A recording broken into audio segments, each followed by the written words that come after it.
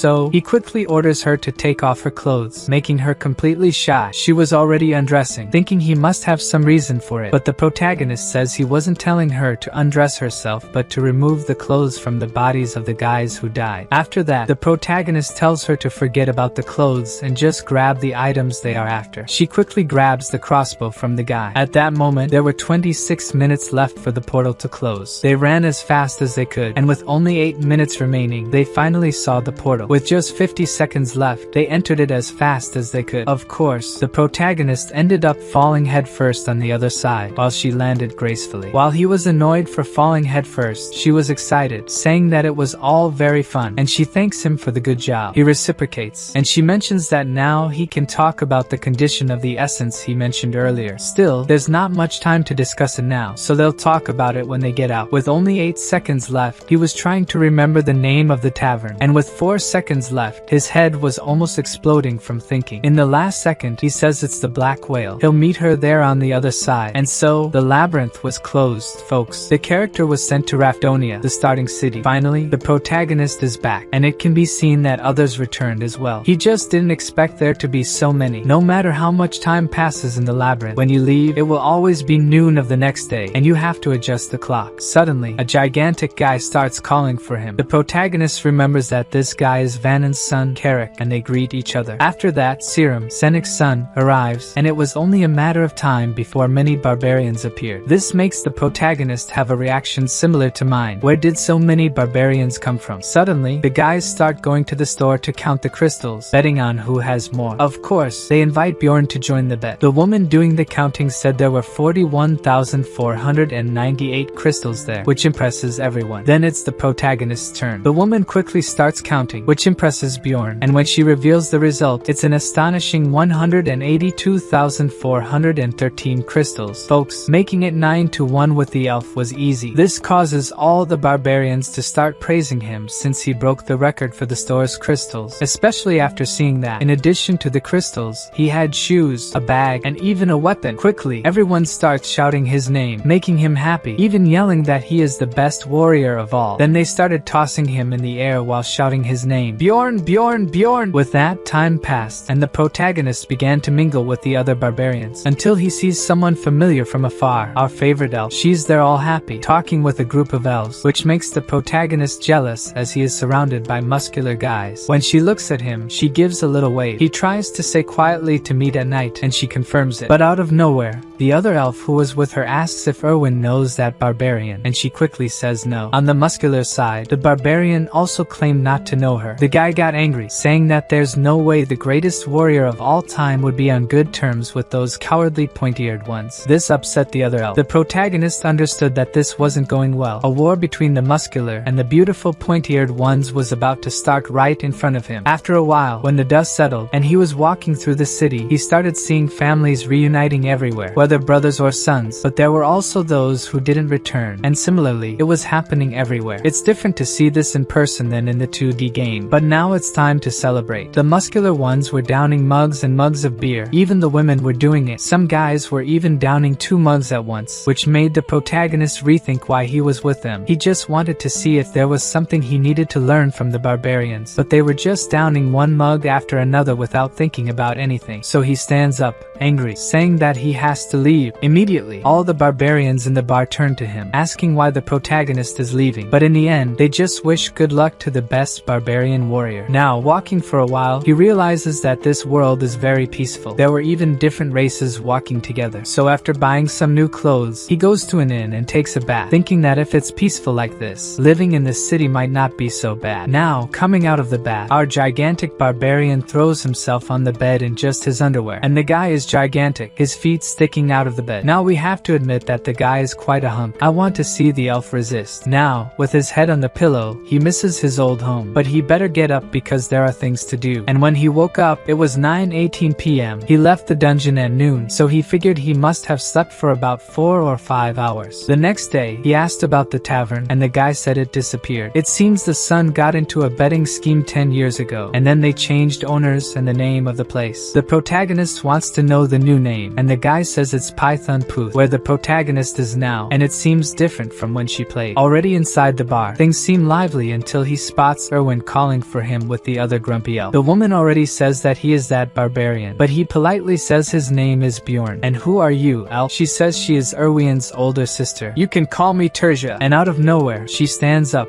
saying that she has a question to ask him. Why did he ask to see a little girl so late in a tavern like this? Also, he called her last night and didn't show up. This makes her call him shameless. He's completely confused, asking how so, about last night? Are you going to play dumb now, you cheater? He quickly asks Erwin how long it's been since they left the dungeon, and she says about 30 hours. And only then does the protagonist understand that he didn't sleep for 4 or 5 hours as he thought, but rather slept for 30 hours straight. The guy is no longer the protagonist. He's a sleeping bag. He laid down and went into a coma. In his mind, it makes sense to feel so light after sleeping for an entire day. But Erwin is calm and cute, just observing the situation. Of course, he apologizes for his mistake and informs them that he slept until now, which leaves Terja completely stunned since she has never seen a barbarian apologizing before. Then she says that she didn't expect much from him, but wants to know what he wants with Erwin in this place. And he simply says that he's not obliged to tell her anything. She gets completely furious with him, and they start arguing like crazy in front of everyone until suddenly she puts a bag with 350,000 crystals on the table, saying that's the amount Erwin earned from the essences. Then she stands there, looking, asking why he's not taking the money. She even speculates that he has another motive, as she had thought. The protagonist just asks if our little elf agrees with her sister. The deal he was going to propose was for her to help him until he reached the amount he wanted, which surprises her, asking if that's all he wanted. He even says he would spend split it 50-50 with her this time, which makes her completely happy but suddenly loses the excitement and immediately apologizes because from now on she has to form a group with her sister. Then the sister starts saying that she would never let her go alone. It was only the first time because it was part of the ritual and everything, always the same excuse. Of course, this leaves the protagonist infuriated as usual, but she just pushes the bag and tells him to take the crystals if he understands. But the protagonist says that these 350,000 crystals are probably a half share according to the current price, right? And she says yes. But the protagonist says that if that's the case, 280,000 crystals are missing since the promised split was 90-10. She chuckles and says she almost forgot and literally grabs 280,000 crystals and puts them on the table. She really tried to deceive him. Now he understands why barbarians and elves hate each other, so he says that if she's done, she could leave. He needs to talk to Erwin. This leaves the sister somewhat confused, but suddenly, our elf pulls her sister by the arm, thanking her for coming and asking if she could leave since she needs to thank and say goodbye to the barbarian. The sister is impressed. It seems Erwin is growing up. Then she points to our warrior and tells him to swear, and it's to swear that he won't sleep with Erwin. If he swears, she will leave. Our elf, hearing this, blushes completely, while the protagonist wonders if he can't just sleep with her. Are the other options allowed? She keeps pointing her finger and telling him to swear, and he says he swears. I swear on my honor as a warrior! And so she was leaving the scene when she remembered something. Remembered to thank him for saving Erwin, and even called him by name. Our little elf fell with shyness, but the protagonist remained bold. When she gets up, she asks if she was too rude to her own sister. He tells her not to worry, everything will be fine. Then she thanks him for his earlier offer, but she had already decided to work with her sister a long time ago and apologizes. He just says it's okay. Then she quickly pulls out a bag with 63,000 crystals, saying it's from the crossbow guy and the toothless leader. She has already taken her share from here. She also mentions that she left the 2 backpacks at her house, and he should go there tomorrow to see for himself what's inside. He realizes that she knows everything he wants without even having to say anything. It will be sad to lose such a helpful companion. Suddenly, she asks how she should repay him. She literally wants to repay him for saving her in the dungeon, and now her sister's concern makes sense. The protagonist thinks for a bit, but can't think of anything at the moment, so he ends up asking if she wants to eat something. She says she's not hungry, so he says he'll order just for himself. Suddenly, she blushes and has the brilliant idea that she wants to have something to drink. She wants her first post-dungeon drink, and it's with the barbarian. He understands that in the game, there was something like that, and it had significant meaning for the elves. So, he says he's happy? She scolds him, saying he should say thank you, and that's what he does. He thanks her, and she happily says you're welcome. Then she says that, of course, this wouldn't be his first post-dungeon drink, but he interrupts, asking what she's talking about. This is indeed his first time too. I told you like 30 times that I was 20 years old. What, you weren't kidding? Not only that, but that was also his first time going to the dungeon. Finally, the food arrives. She says he did very well in the dungeon, and he returns the compliment. They make their first toast, and after a while, they were talking about some nonsensical things, like him wearing a shirt today, and she's wearing a skirt. He keeps turning one mug after another, which impresses her. Then he says he thought of a way for her to repay him as she wanted. All pompous, she asks what that way is, but he says it has to be somewhere else because otherwise, the security guards will come after them. She blushes and with a mischievous look asks if it can be in his room. He is completely breathless and sweating, and she is also breathless and crying, saying she can't take it anymore. I knew the barbarian was too much for her, but in reality, the protagonist was giving her a chiropractic session. As he doesn't control his strength well, he almost pulled her arm back, so she was crying, saying she couldn't take it anymore. After they finish, she thinks he was going to rip her arm off, but in reality, he was just testing her +4 flexibility status. She gets angry, asking if he called her here just to test her abilities, and he confirms that he did. He just wanted to test since the use of abilities is prohibited in the city, which disappoints her. Then he starts making a bunch of theories about the game's statistics, and had been lost in thought for some time when she pulls him, saying she's sleepy. And what I least expected happened. Unlike anime cliches, they literally slept together. Well, that took his honor as a barbarian and threw it away. The next day, the barbarian shows Erwin the loot he brought from the dungeon,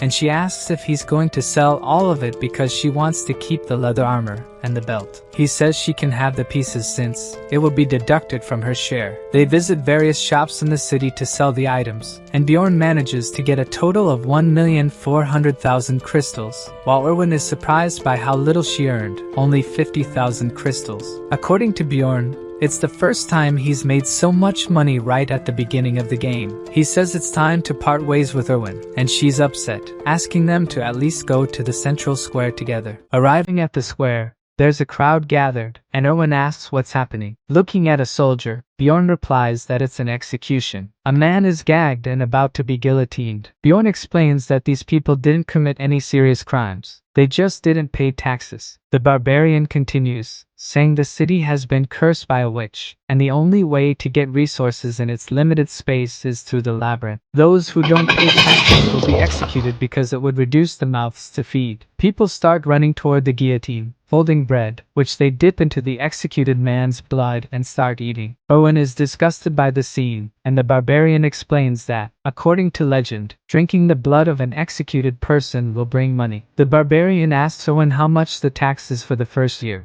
and it's almost the same as in the game, so he asks about the second year onwards. According to her, the tax increases in the second year, and there are also fees on trades. According to Bjorn, the fees increase with each year of work, which is why he has to get stronger during that time. He thinks that if he can't return to his world and doesn't get stronger, he might end up at the guillotine too. If he doesn't want to go through that, he needs to reach at least the 6th floor of the labyrinth. The barbarian goes to a library and thinks that, in the game, it was still being built. People stare as he passes, and looking at a table ahead is Einar, sleeping with her face in a book. Bjorn tries to wake the girl, who's even drooling. She looks sleepily at the barbarian, but as soon as she wakes up, she starts shouting greetings to the barbarian, bothering the people around. He asks her to speak more quietly about what she's doing in a library. Einar says she's following his advice to think before acting, so she sought more knowledge, which already sets her apart from other barbarians. According to Bjorn, she also realized that there are other enemies besides monsters, but reading is still very difficult.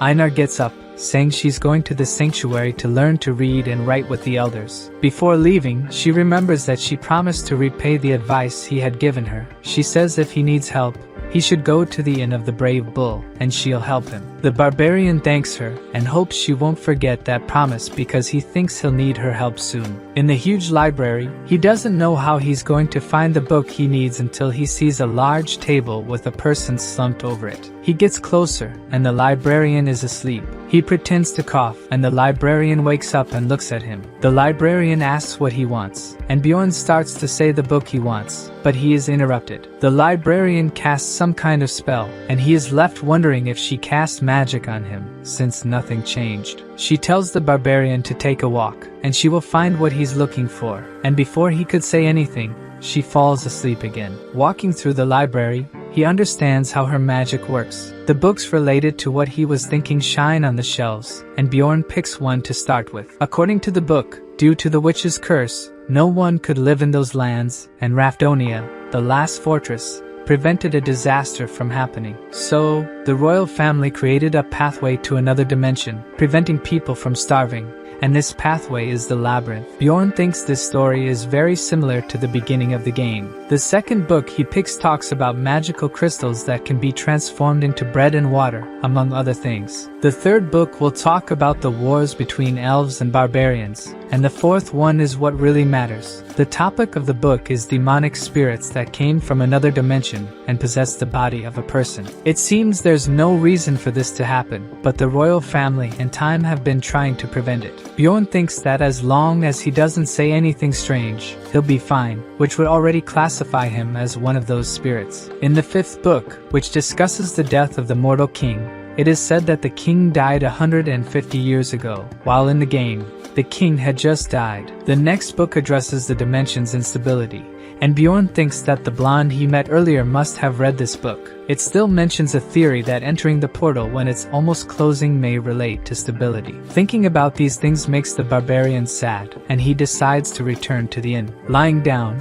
he thinks about the time left until the labyrinth opens again, and decides he will look for a partner the next day. The barbarian wakes up to someone knocking on his door, and he thinks it must be Erwin. He opens the door, asking what she's doing there so early, and is hit by magic right in the face. Erwin celebrates that she got a contract after trying 10 times with spirit stones. She holds some kind of whirlwind that seems to be a wind spirit, and according to Erwin, it also works well with fire. Bjorn says she's lucky since a spirit stone only gives a 10% chance of getting a contract, besides being very expensive. He asks her to undo the magic, and she is upset because she wanted to show more. But according to the barbarian, she has already destroyed enough of his house, and it's only now that she notices the mess she caused and starts apologizing desperately. She leaves the room shining. Bjorn praises her for the contract, but says she doesn't need to spend time coming to him, and should use that time more wisely. Erwin agrees,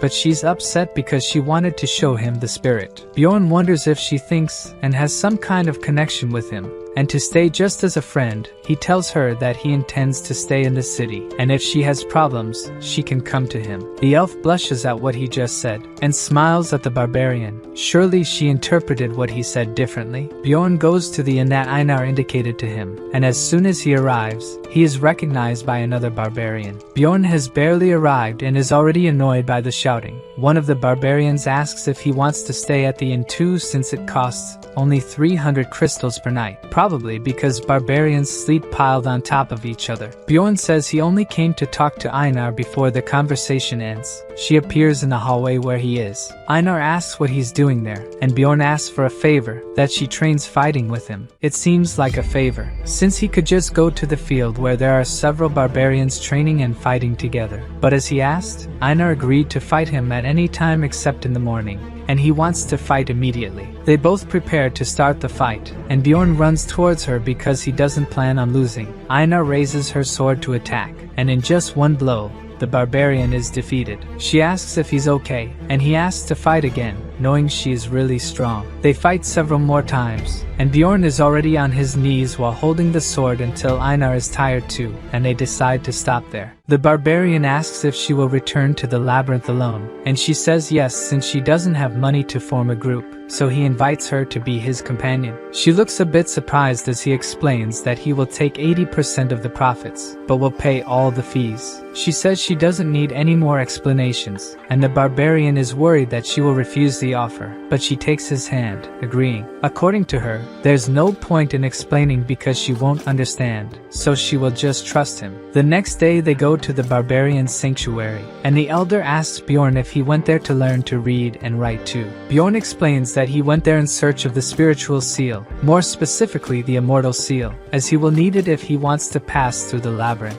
According to Bjorn, elves can make contracts with spirits and use their powers. Dwarves have the blessing of steel that enhances the power of items. Demi-humans can make contracts with ancestral beasts. And finally, barbarians have the spiritual seal. The elder starts asking how Bjorn knows about the seal because a young man like him wouldn't know about it. The young barbarian only learned about the seal because he read it in a book, and that's what he tells the elder, besides mentioning that the seal helped in the war against the elves. The elder laughs and slaps Bjorn on the back, saying there's no need to deny his spiritualism. When the barbarian was about to say something, the elder demanded 800,000 crystals for the seal. Bjorn was already expecting this, and says he will pay. During the game, he had already learned that the seal was expensive. He offers 500,000 crystals and 3 coins worth 100,000, and the elder becomes suspicious about how the barbarian got this amount. The question was already expected, and Bjorn says he found a wounded elf on the first floor, used her as a slave to get the crystals in exchange for an essence, and even took money from this elf's sister. Not that it's a lie. The elder starts laughing at the story, and several other barbarians celebrate Bjorn's achievement. The elder offers a gift to the barbarian, and he sees that they are 2 coins of 100,000. He gets so excited about earning easy money that he even starts shouting that he will continue mistreating the elves. According to the barbarian, the seal is a type of enhancement technique that allows the body to absorb the essence of magical ingredients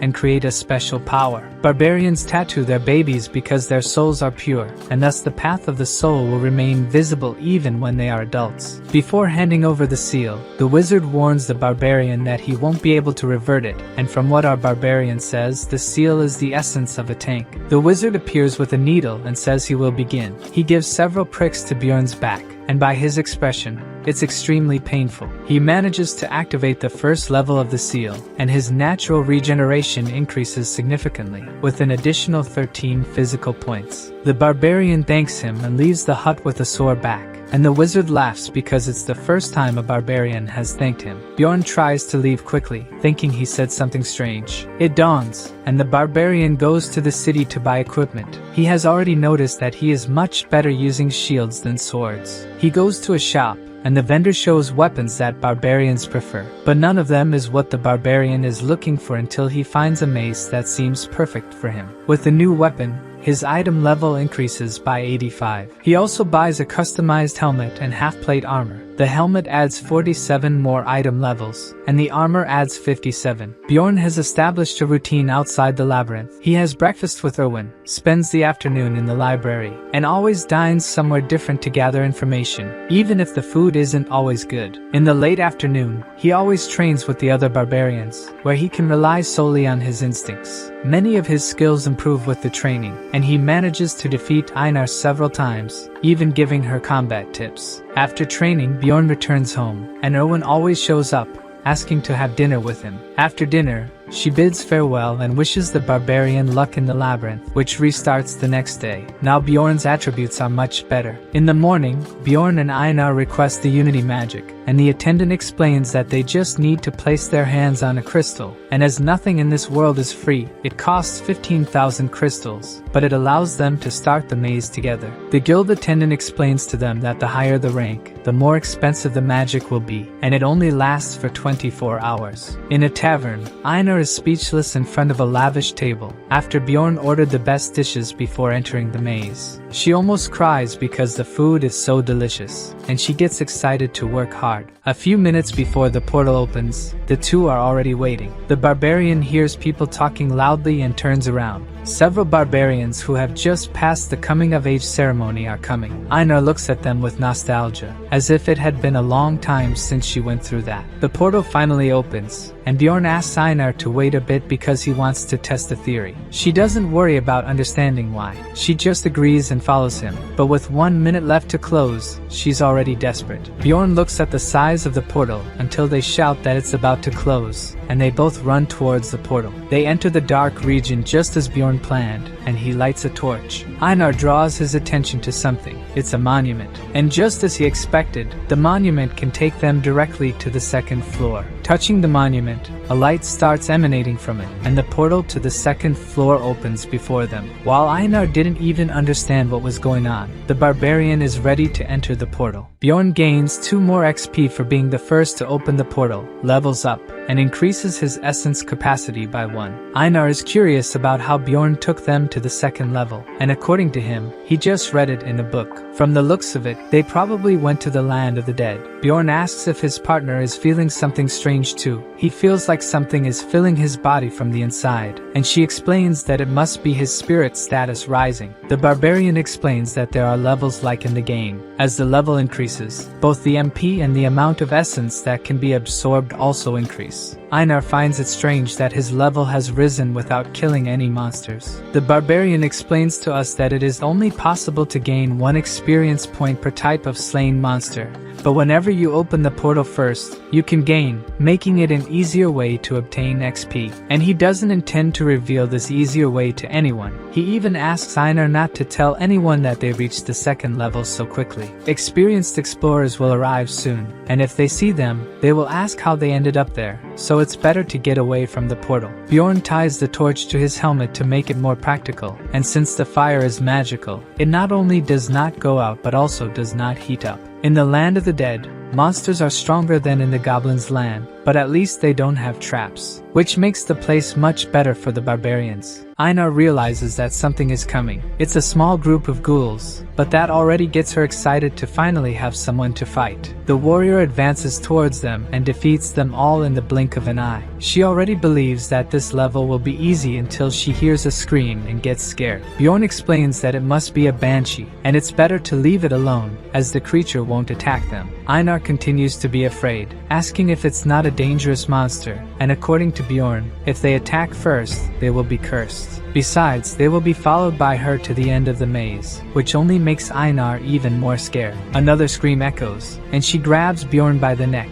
This time skeletons appear, and she realizes that she got scared for nothing. Bjorn tries to tell her the weak point of the skeletons, but she simply destroys them all, without even listening to her companion. They continue heading north for almost 8 hours. Along the way, they encounter ancient ghouls and mutant skeletons carrying weapons, but none of them are difficult to defeat. The fights improve Bjorn's skills, and he destroys the monsters with his mace. The new armor helped a lot in the warrior's defense, and the helmet can stop arrows and not just carry candles. Looking at Einar, she is also not behind in destructive power. The barbarian realizes that she screams Vihela, the name of the barbarian deity, all the time. Even without knowing why, he starts screaming too and has fun fighting with his companion. He also gains several XP points by defeating new monsters. Einar notices that Bjorn's arm is injured, but he doesn't even worry because the wound starts healing on its own. Einar gets excited about the healing power and asks if it's the effect of the seal. The barbarian reveals that the first level of the seal improves regeneration and increases vigor. They realize that the terrain has changed, and the banshee's scream is louder now. From now on, Rank 8 monsters will start appearing. A guttural scream begins to echo, and the death demon appears. They say that the monster eats the maze's light. Bjorn reminds Einar to attack the monster by the head, and they start attacking. The creature, which is not weak, manages to block Einar's attacks and has skin as hard as stone. Bjorn manages to get the monster's attention, and Einar attacks from behind. But even with the accurate attack, the blade hardly penetrates the monster, which turns around and throws the warrior. She gets up, leaning on the sword, and shouts that the monster is very strong. The barbarian remembers that even in the game, the monster's defense was very strong and also had a high healing power. The demon starts screaming. And this time, even Bjorn gets scared because he knows what that means. The monster activated the ability to summon ghouls. Dozens of them appear to be heading towards the barbarians. Bjorn shouts for Einar to deal with the ghouls first while he goes to attack the death demon. The barbarian heads towards the monster holding his shield, but the monster attacks, forcing him to retreat. Bjorn advances towards the monster again and holds it with the shield. While Einar has already defeated all the ghouls, he asks her not to get distracted and attacks the monster once again with his mace. Now the two barbarians are attacking the monster together and finally manage to hit the creature in the head. Bjorn thinks that finally one of the attacks has taken effect, but the monster doesn't give up and throws the warrior backwards. Bjorn gets up injured, and looking at the monster, the wound on his head is already practically healed. Bjorn looks at the monster, thinking of a strategy to win, and Einar grabs the demon by the leg, exerting force while trying to unbalance the creature, and succeeds as the monster ends up falling backwards. The barbarians take advantage of the opportunity to finish off the demon while it's still on the ground, and even gain another 2 XP. The demon leaves behind a large magical crystal, but according to the barbarian, it's only worth 100 crystals, and if combined with the ghouls, it's worth 300s. Even though she only got a little, risking her life, Einar is excited to continue hunting monsters. Bjorn began to think that it's not so bad to hunt with a barbarian, since Owen was a bit passive. The two encounter more death demons and defeat them by throwing off their balance, and then hitting their heads as if tenderizing meat. They managed to defeat about 70 of them in doing so. Who was searching for a demon essence to synchronize with his seal, ended up with none on the first day. On the second day, the demons began to appear in pairs, and even so, it wasn't so difficult. The only complication was if they delayed in the slaughter, as they could be surrounded by ghouls. In the afternoon, they began to appear in groups of 3, and the barbarians realized that it was too much even for them to face. Other explorers show up, and before the barbarian could say anything, Einar interrupts and threatens the group. They are so scared that they run away from the warrior. She tells Bjorn that it's better to find another place to camp, since the humans know their location and are not trustworthy. They continue walking, and Bjorn thinks that she must not have had a good experience with humans either. They are discussing how they won't find any good place to camp until they hear a voice asking for help. Further ahead, there are several bodies of adventurers with traces of poison. The duo freezes, and a plunderer who seems very powerful appears before them.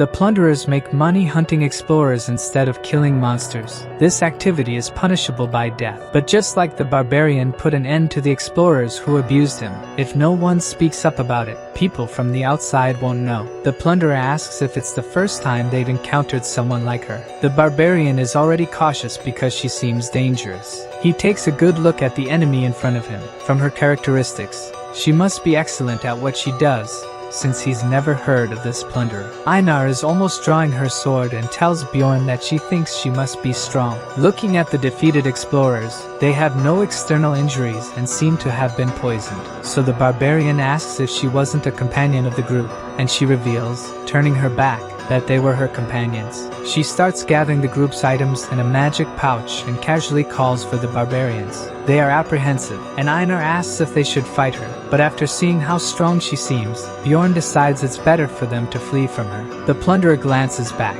and the two barbarians are running at full speed to escape. Bjorn begins to see the signs he left along the way to guide them back to the first floor. Midway, they abruptly stop upon encountering a group of 4 human explorers. Einar is already ready to fight, but her companion says they are fleeing and need help. Bjorn swears by his warrior's honor that he's not lying. The group seems to believe the barbarian, and their leader says that if they defeat the plunderer, they will get the entire reward. He asks the duo to approach because he will use his gnome ability on them, and they won't be noticed. This ability can disguise the user and their companions within a 3-meter radius, as long as they don't move. The barbarian approaches, and the leader begins to say that they were very lucky since they managed to catch 2 barbarians in their trap. The duo seems to be hit by some magic that paralyzes them, and Bjorn realizes that this group is also made up of plunderers. The only way he can think that an explorer of the same level would have it would be with the essence of the stone golem suppression. If he takes damage,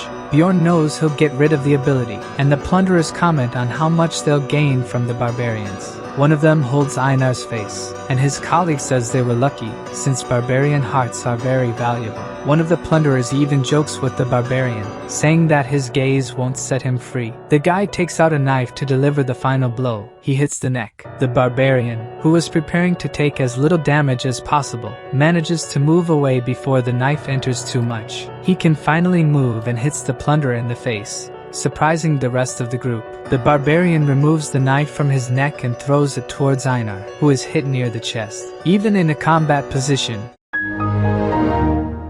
Bjorn is very injured and ends up falling to his knees. Einar grabs her sword and slices the plunderers, until only the leader is left, who runs away. Now she looks towards her companion, and he looks terrible. She starts screaming for him to stay alive, swearing revenge, while he is trying to ask for a potion. At least with the near-death experience, his mentality increased by 3. After taking the potion, and with the help of the seal, the warrior's neck heals quickly. Einar even congratulates him for being the only barbarian with a scar on his neck. Now recovered, the warrior wants to go after the leader of the plunderers, and they actually manage to capture the guy. But instead of killing him, Bjorn wants to use his ability to hide from that woman. Suddenly, someone shoots a dart and hits the plunderer directly in the neck. The two look at the guy's body while the plunderer approaches. She reveals that she watched their fight with the group, and Bjorn shouts to Einar that it's time for them to attack. The two run towards the woman, who seems very calm, even with 2 barbarians about to attack her at the same time. The plunderer dodges Einar's attack and still manages to block Bjorn's. The barbarian wonders how many essences she must have to be so strong. He gives up the weapon and tries to push his opponent while shouting for Einar to attack her. Suddenly, the warrior falls to his knees, powerless. He has been stabbed by the plunderer's dagger. Bjorn thinks if she's an aura user, they don't stand a chance. Meanwhile, Einar attacks from behind, but the plunderer retaliates so swiftly that she has no time to defend herself. The plunderer is using a paralyzing poison, rendering the barbarians immobile. Bjorn thinks she's much stronger, and they stand no chance. She points the dagger at the warrior's face and unexpectedly offers to spare his life if he swears not to tell anyone he saw her. She explains she never intended to kill the barbarians from the start because she owes a debt to their kind, and Bjorn realizes that's why she merely watched them get attacked.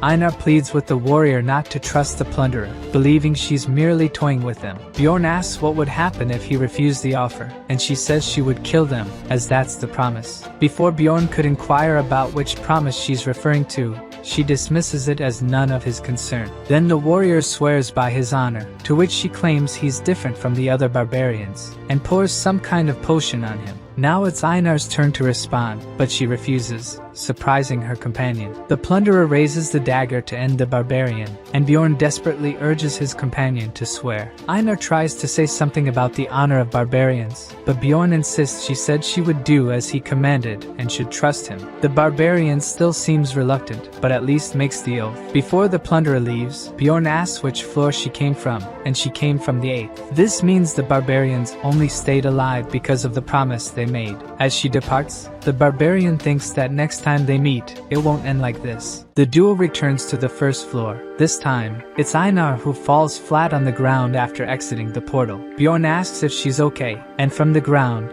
she responds she's no longer a warrior. Bjorn says survival is for the strongest, for they'll have a second chance, and she tries to understand that, knowing one day they'll seek revenge. They pause to rest, and even though exhausted, the barbarian can't sleep. He's not as bad as Einar, but still feels humiliated, just like when the blonde guy saved him and the priestess refused to heal him.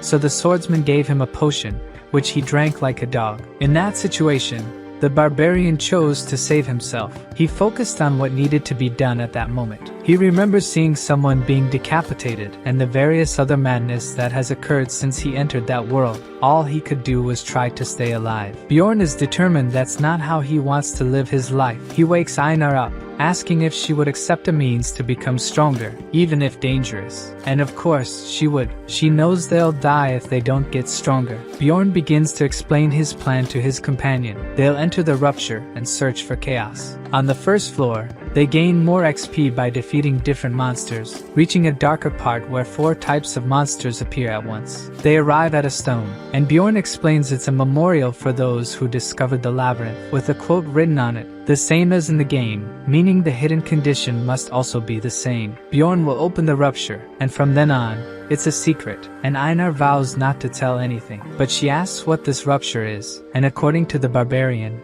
it's the labyrinth within the labyrinth. The rupture on the first floor requires magic crystals from 4 types of monsters on the memorial stone, and a magical crystal of 8th rank from the second floor. The rupture opens an instance dungeon with a capacity for 5 people, and the difficulty depends on the number of members. In the game, a rupture would only open after 3 months in the city's time, and people found ways to force their opening. Out of the 4 ruptures on the first floor, they entered one with a red sky and crows flying towards the black castle. Even though Bjorn knows which rupture they are entering, he feels suffocated, but at least knows he can complete it. The rupture opens again behind them, and the barbarians look at who's coming. In another part of the labyrinth, Rowan is exploring and being criticized by her sister for using the bow and a spirit to defend herself. Rowan says that according to Bjorn, she should specialize in what she's good at, trust her team, and do her role the best way possible. But for her sister, a teammate is just a teammate and shouldn't be valued much, and Owen ends up agreeing and asks if they can't go to the next floor. According to her sister, they can't just hunt a bit on the second floor, and instead,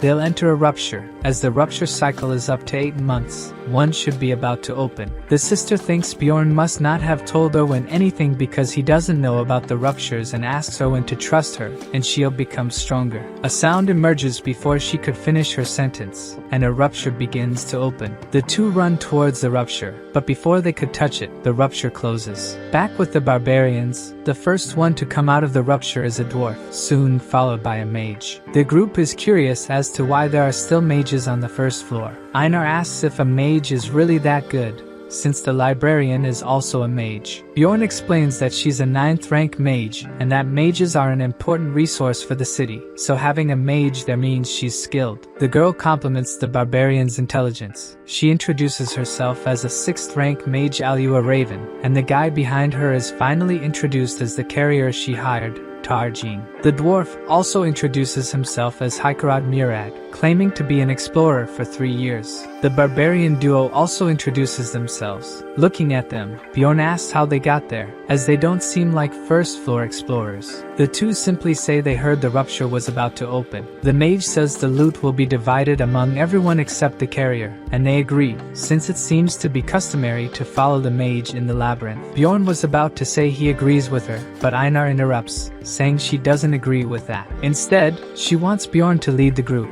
since he's better than a normal barbarian. The other members don't know how to react. Einar remains determined that Bjorn should lead the group, pointing to him, saying the barbarian is the best warrior. The rest of the group is speechless with her fervor, and Bjorn is embarrassed by the situation. The dwarf even says he envies the respect she has for her husband, and she now says she's not his wife. While the two argue, the mage says it's better for them to go, as there's much to explore in that place. The dwarf asks if it wouldn't be better to know each other's abilities first, but according to the mage, the monsters are so weak that only she and her carrier would be able to defeat them, and of course, this irritates the other members of the group. She also says she'll take the Guardian's loot because they need it for her research. He shouts if he looks like an idiot to her. As always, the division of the group's profits causes fights among its members. The Guardian's loot is the rupture flower. For a mage, this is a priority, but what matters most now is money. The mage says she'll give all the crystals she earns in the rupture in exchange, but for the dwarf, this just means the group will end up with the crumbs. The mage says she'll also let them keep the items, but the dwarf still thinks it's better for them to decide by luck which of the two gets the rupture loss. The barbarian joins the discussion because if it continues like this, the gains will only be for the mage and the dwarf. He doesn't want the essence or the items,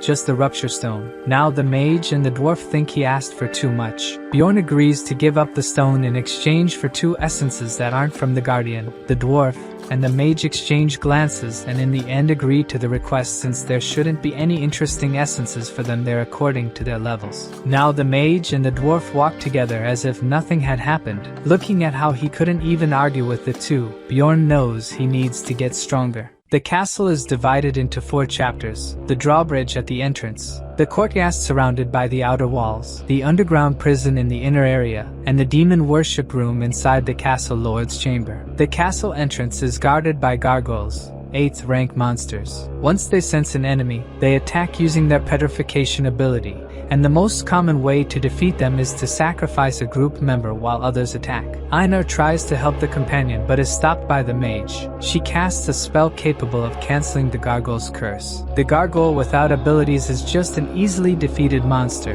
by anyone in the group. The dwarf praises the strength of the companions. Bjorn thinks the dwarf is also very skilled. Einar notices that the magic crystals are moving by themselves, and the mage explains she's using magic to collect them and will distribute the crystals along the way. The group continues advancing through the castle and reaches a darker area. Raven casts a spell to illuminate the place, revealing several monsters in a corner called Dead Men. They have no rank, give no XP or crystals. They conclude it would be a waste of mana to use magic on these creatures. So, the barbarians and the dwarf attack these monsters. When Bjorn attacks the last of them, he realizes the creature dropped a dead man commander's horn. They reach a steel door, and the dwarf won't be able to destroy it with the axe. So Raven destroys the door with an explosive magic. The group reaches the drawbridge, the first chapter of the castle. The mage asks Einar to blow the horn. The warrior takes a breath and starts blowing. This activates the dormant magic seal, and Einar is surprised to see the bridge descending. The moat water also starts rising, and Einar can see hands of several dead men in the water.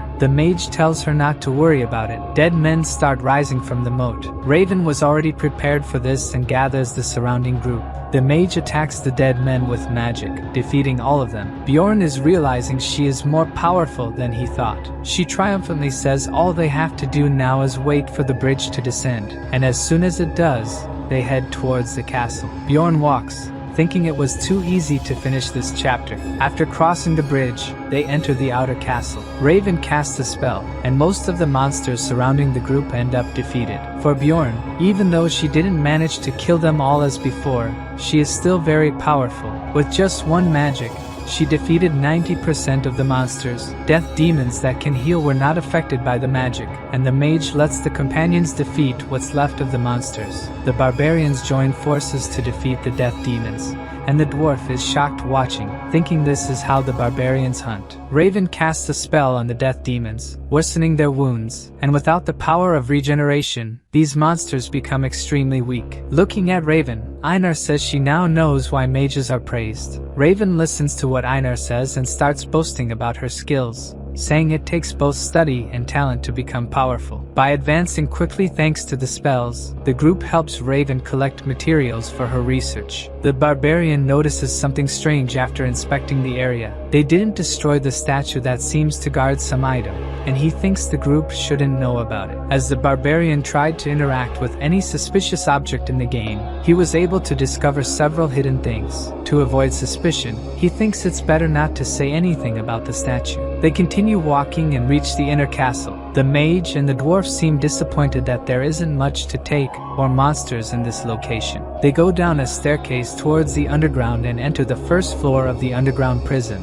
The dwarf asks the mage what kind of monsters appear there. Of the various ones she mentioned, body golems are exclusive to the castle. The dwarf is eager to fight these golems for the first time, and the mage takes the opportunity to warn about the explosive bodies. Even though, according to her, she would protect the group before anything happened. Einar asks Bjorn if the skeletal little creatures were monsters too. Raven starts talking about them, and Einar gets angry because she didn't ask her. The mage is annoyed by Einar's response, and suddenly they hear a scream. Immediately Einar is frightened by the banshee and grabs Bjorn. Raven takes advantage of the situation to scare Einar even more, saying it would be terrible if she encountered a banshee. And Bjorn says that mages must know how to deal with these monsters. Now even the mage recognizes he must be intelligent. She casts a spell and destroys one of the banshees. Others throw themselves towards her, and she destroys all of them. Raven calls the companions to continue, and they are all amazed by her power. They enter the second floor of the underground prison, an area with several disgusting monsters and objects. The group stops in front of a wall. According to Raven, there is a hidden door behind this wall and a body golem waiting for them on the other side. They leave their backpacks before entering. Bjorn lights his torch. As soon as they open the door, they smell the horrible odor of several bodies thrown in front of them. They continue walking. The first to feel sick is the carrier, and soon after Raven. Even used to dissections, she couldn't stand the smell. The dwarf is relieved that at least the barbarians are fine. In front of them is a mountain of bodies, and a voice seems to come from them, and the whole group is scared. Looking closely at the mountain, it was actually a body golem. Bjorn shouts for the group to prepare for combat, but the dwarf is petrified. The voices of the various bodies that form the golem continue asking for help. Either the dwarf nor the mage will be able to fight in this state. This time the fight will depend on the barbarian duo. One of the things that caught attention in the game were the great illustrations it had. Even people who didn't play ended up knowing the images. Yet the barbarian realized they didn't compare to the reality he was experiencing. All the tough guys in the group, who treated the barbarians as if they were nothing, are in no condition to fight. Now they are the ones who need to defeat the monster. Einar shouts for the rest of the group to do something. At that moment a monster is coming towards them. Einar has to block the attack because the dwarf can't even move. Yet some acid fluid falls into his eyes, and he screams in pain. Now he really won't be able to do anything. In a corner, the mage continues to be out of combat vomiting. Bjorn asks Einar to protect the mage and the dwarf while drawing the monster's attention. According to the barbarian, the golem of bodies throws explosive corpses at the distant enemies and tries to grab those nearby to eat. If the barbarian gets too close, the golem will focus on the mage, and that would be terrible for the group since she still can't fight. Bjorn needs to keep a certain distance and buy time until she recovers. At least she seems to have stopped vomiting. Raven looks towards the creature and sets the monster on fire with magic. The barbarians are surprised by her power once again. Just one fire magic of hers destroyed the first pattern of the golem. But it seems this wasn't the end of this monster. A hand emerges from the midst of the flames. The monster has a second phase, a golem of skeletons. Bjorn shouts to Einar that it's not over yet, and they both rush to attack the golem's chest. which is a rank 7 monsters, but without the external body, it won't be difficult for the barbarians to defeat it. They hit the golem's chest, and the monster is defeated. Bjorn looks at what's left of the golem. It leaves behind a shining ball, which surprises the barbarians because it's their essence. In the rupture, more high-ranking monsters appear, and it becomes easier to gain XP. The Guardian's loot is also highly desired by explorers, but the main thing is that the essence drop increases a lot. Therefore, it's strange that they took so long to get one. Bjorn says it's their right to keep the essence since they defeated the monster, while the rest of the group was mostly unwell. Bjorn wanted the essences of the Death Demon with regeneration power, and the Chimera Wolf with strength power. He didn't expect to get the essence of the Golem of Bodies, which only appears once in the castle. Besides, the Golem's attributes are perfect for a tanker. Even though it gets slower, other attributes would compensate for it, such as pain tolerance, strength, and poison resistance. The problem is the ability that comes with it. Even though it's very powerful, it consumes the user's life. The passive is also complicated because the acidic blood will ruin the equipment if it hits him. Bjorn thinks it's better to wait a bit, since the essence won't disappear for at least 30 minutes while he thinks about whether it's worth it. After taking a potion, the dwarf feels ashamed of his behavior in battle, and Bjorn says that if it weren't for Einar, he wouldn't have survived. The barbarian thinks that even though his group is strong, they don't have enough mental strength. Even the mage apologizes for her behavior, and Bjorn takes this opportunity to talk about the monster they defeated. She interrupts, saying that she still managed to use magic despite her condition. Realizing he'll end up with nothing if he doesn't do something, Bjorn says they saved the group, and the mage wants to know what he means by that. The barbarian is quite clear in saying he wants to keep the rupture stone, and that doesn't seem to sit well with the group. The dwarf breaks the silence, agreeing with the barbarian, as he would have died if it weren't for them. Raven doesn't approve and says that if they find another stone, they could give them a chance. The barbarian seems to be content with that, and takes the opportunity to say that the golem left an essence. Now the whole group is surprised. According to the mage, the golem's essence is even rarer than the guardian's. She already begins to think about how it would be to research such an essence, and this is the barbarian's chance to start the negotiation. He offers the golem's essence in exchange for the guardian's essence, leaving the mage in doubt about which essence would be more important to her. Raven asks the barbarian if he really wants to trade the golem essence for the guardians, even though it's not certain that the guardian will leave one, and the barbarian takes the risk. She agrees to the exchange, since she's much more interested in the golem essence. Bjorn got what he wanted, and the dwarf asks if the mage will give the essence to the carrier, since she can't absorb it. She says no, holding a test tube, an item that, according to the barbarian, is only worthwhile for a high-rank essence. As the dwarf himself notes, it's extremely expensive. She probably used her only tube because body golems are very rare. After taking the essence, they continue advancing excitedly. They enter a dark room. The dwarf asks what those creatures are, and according to the mage, they must be just statues. They must be near the lord of the castle's quarters. She touches the statue's face, and a book falls from a fissure in the ceiling, and she picks it up as if expecting it to happen. The dwarf even asks if she knew about it. According to Bjorn, that's a book about dark magic that's worth a lot on the black market. Since the barbarian missed his chance to grab the book, Raven says she'll keep it. Surely she knows how valuable it is. Seeing that she knew about the book, the barbarian wonders how she didn't know about the statue at the fountain. Passing through the demon worshipper's room, they fight gargoyles, wolves, chimeras, and the skeleton knight, the second mini-boss. Raven celebrates that they found the golem essence, and now a desire-type skeleton knight. The barbarian agrees and explains that this monster can have 3 types of attributes: sadness that uses a mist-inducing psychosis, hatred that can lower the opponent's level, and desire type, which can regenerate. Raven offers to neutralize the monster's ability with a magic injury intensification, and the barbarian duo attacks the knight. The skeleton knight leaves an essence. It seems the adventurers are luckier now. The dwarf congratulates the barbarians for getting another essence, and Bjorn tells Einar to keep it since the essence suits a swordsman. Since they entered the labyrinth, he felt that Einar was trustworthy. The warrior is thrilled to receive the essence and begins to absorb it. Bjorn just forgot to tell her one detail about the essence. Her body would change drastically. Looking at the group,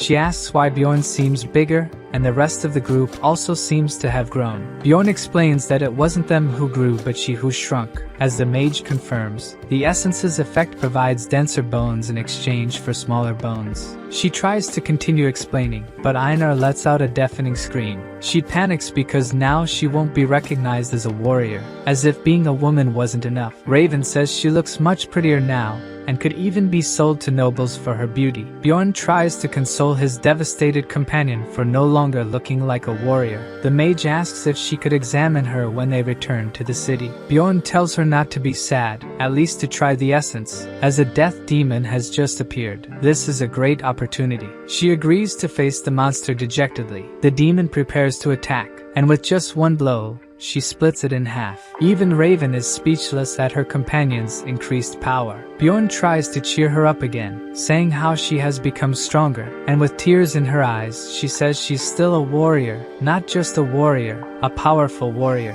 They reach the door leading to the Guardian's room and chat casually because the rift is ending. The barbarian thinks they were lucky since they got most of the loot. He wonders if he's ever been this lucky in his life, and what could be worse if the worst happened. The dwarf is about to open the door when Bjorn notices that the doorknob's color is odd and shouts for him not to open it. It's too late, and he's already started opening it. The door swings open completely, and the castle's master is now awake. Even the mage says something's wrong because a death knight should have appeared. The creature says it's been a long time since it saw anyone, and the mage realizes it's a vampire, a monster that appears above the 6th floor and is rarely a mutation. The vampire duke asks in a frightening manner where they came from. Monsters are divided into 4 variants. The mutant variant monsters have different classes. The advanced, the monster is larger than the average on the floor. The rare variant are monsters that are only found in ruptures like golem or mimics, and finally, the advanced monsters that have their own memories and have a name. The group flees from the vampire they just encountered. Bjorn, who knows this monster, knows that he is powerful both in combat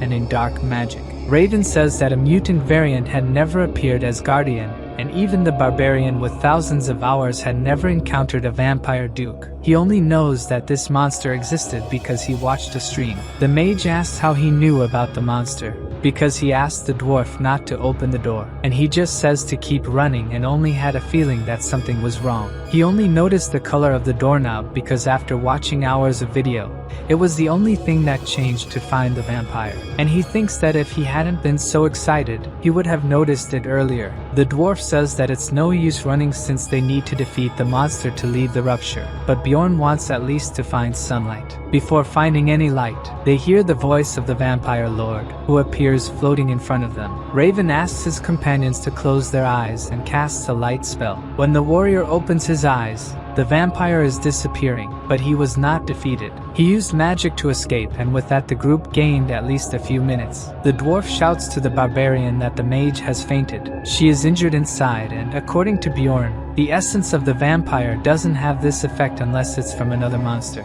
Even in the video he watched, the player just died without doing anything. Bjorn shouts for the group to get out of there immediately, and the dwarf says that only the mage knows the way. But according to the barbarian, he also knows because he managed to memorize it. They run trying to stay as far away as possible from that monster. Finally, they manage to see the exit. When Bjorn looks back, the vampire is coming after them. They run to climb the stairs and leave the underground. Fortunately, they all manage to get out. Looking back, they only see the shadow of the vampire that cannot climb due to sunlight. The group is out of breath. The dwarf says that the barbarian really managed to memorize the way and asks if he really left the coming-of-age ceremony just a month ago. Einar says that his companion is a great warrior, and according to the dwarf, he can become one. The sun will set soon, and Bjorn says they need to reach the walls for shelter, even if they have to carry the mage. The carrier tries to say she needs to rest, but according to the barbarian, it's better for him to start walking if he wants to stay alive. They need to protect the mage even if it risks their lives, and the carrier ends up agreeing. Bjorn takes advantage while the group is preparing and goes to retrieve the item he left behind.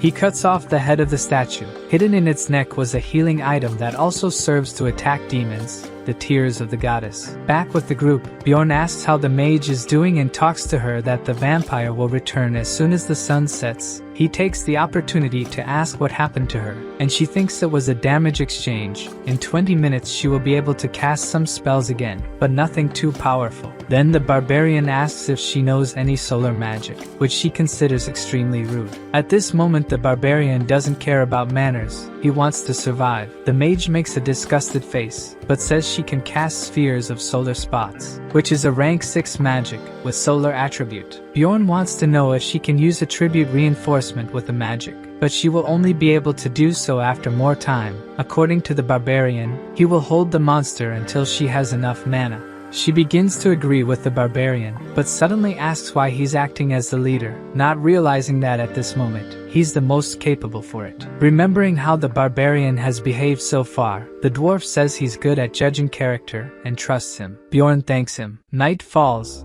and the vampire monster returns, literally thirsty for blood, and the group needs to hold it off until the magic is ready. The vampire prepares to attack the group. Bjorn asks the carrier to take the mage away and thinks that just like in the game, even with intellect, the most players can do is exchange a few words with the enemy. The vampire shows its claws and heads towards the group. The dwarf manages to block the attack and says the enemy is powerful. Even a powerful creature like that can't move the dwarf. This is thanks to the essence of a rank 7 monster that the dwarf possesses, balance of weight. It enables impact absorption and resistance to pushes while the feet are on the ground. While the dwarf holds the vampire, Bjorn and Einar run to attack. They split up and Einar tries to attack from behind, but the vampire dodges and retreats. That's what they were expecting, as Bjorn is right behind him. The warrior attacks and manages to hit the vampire, who immediately retreats. At this moment Bjorn feels intense pain in his hand.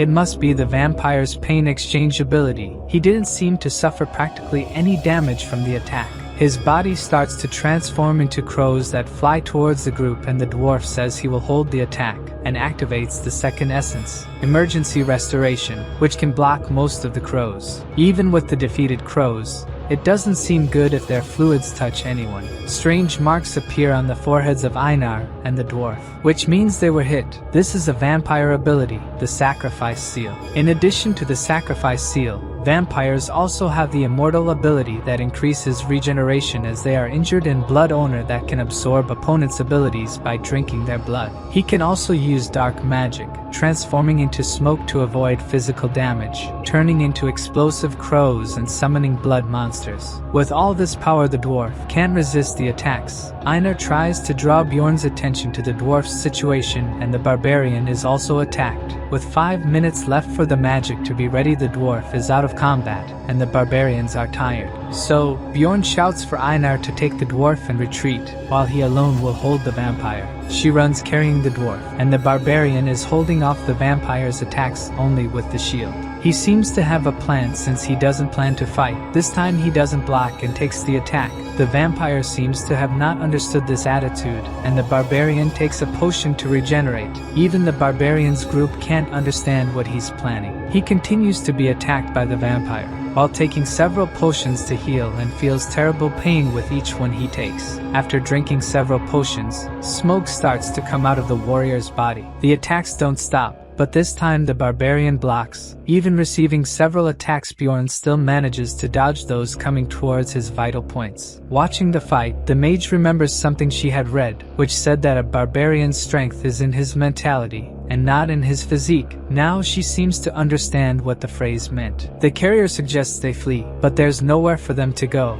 Leaving there is defeating the vampire. Raven wonders what she's doing at that moment. Even the barbarian, who has just undergone the coming-of-age ceremony, is making more rational decisions than she is. She knows they won't survive without him, so she asks the carrier to flee with the dwarf, so that Einar can come back to help in the fight. She seems to have remembered that a mage doesn't just stay in the rear. She must also try to find a path to victory. The mage looks at the essence of the golem she picked up earlier and knows she needs to make a decision. She looks in the direction of the fight, starts to cast a spell. The magic throws the essence towards the barbarian, who certainly wasn't expecting that. The vial breaks upon hitting him, and the essence begins to be absorbed automatically. several of his attributes increase, now that he has the power of the body golem. The barbarian's vision was getting blurry. He kept getting attacked by the vampire, losing his strength, focusing solely on protecting his vital points, until time seemed to stand still, and he absorbed the essence of the golem. Now the vampire's claws couldn't penetrate the barbarian's bones anymore.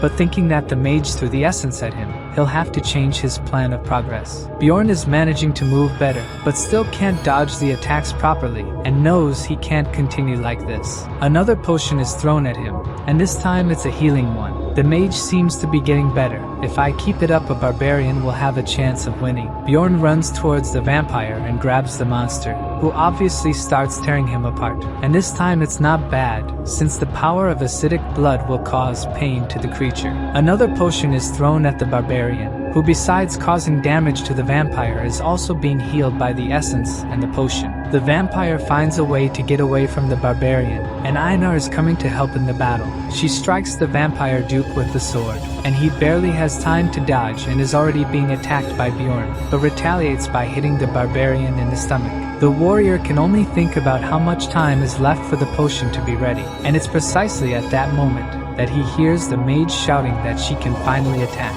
He takes a look at the vampire, grabs the creature by the chest. Gathering all his strength, he throws the creature and yells for the dwarf to attack. The dwarf starts to glow with lightning ability and attacks the vampire with his hammer. The vampire duke is hit with so much force that he enters a state of unconsciousness. Bjorn grabs the potion he had hidden in his boot, and it seems like he's finally going to use the tears of the goddess. The warrior pours the potion into the vampire's mouth and takes the opportunity to punch him in the face too. The potion blesses the vampire, and a light starts to emanate from him. The blessing seals all his tolerances, and now he enters a state of paralysis. Raven tells the warrior to get away from the vampire because now she's going to use solar magic. Even though not in her best condition, she casts the magic that goes straight towards the vampire and the barbarian, who looks back thinking there won't be time to escape. The solar magic explodes. Due to the vampire's owner exchange ability, the whole group enters a state of unconsciousness. Bjorn wakes up all wounded and wonders if they really managed to defeat the Duke. He struggles to get up, but just looking forward,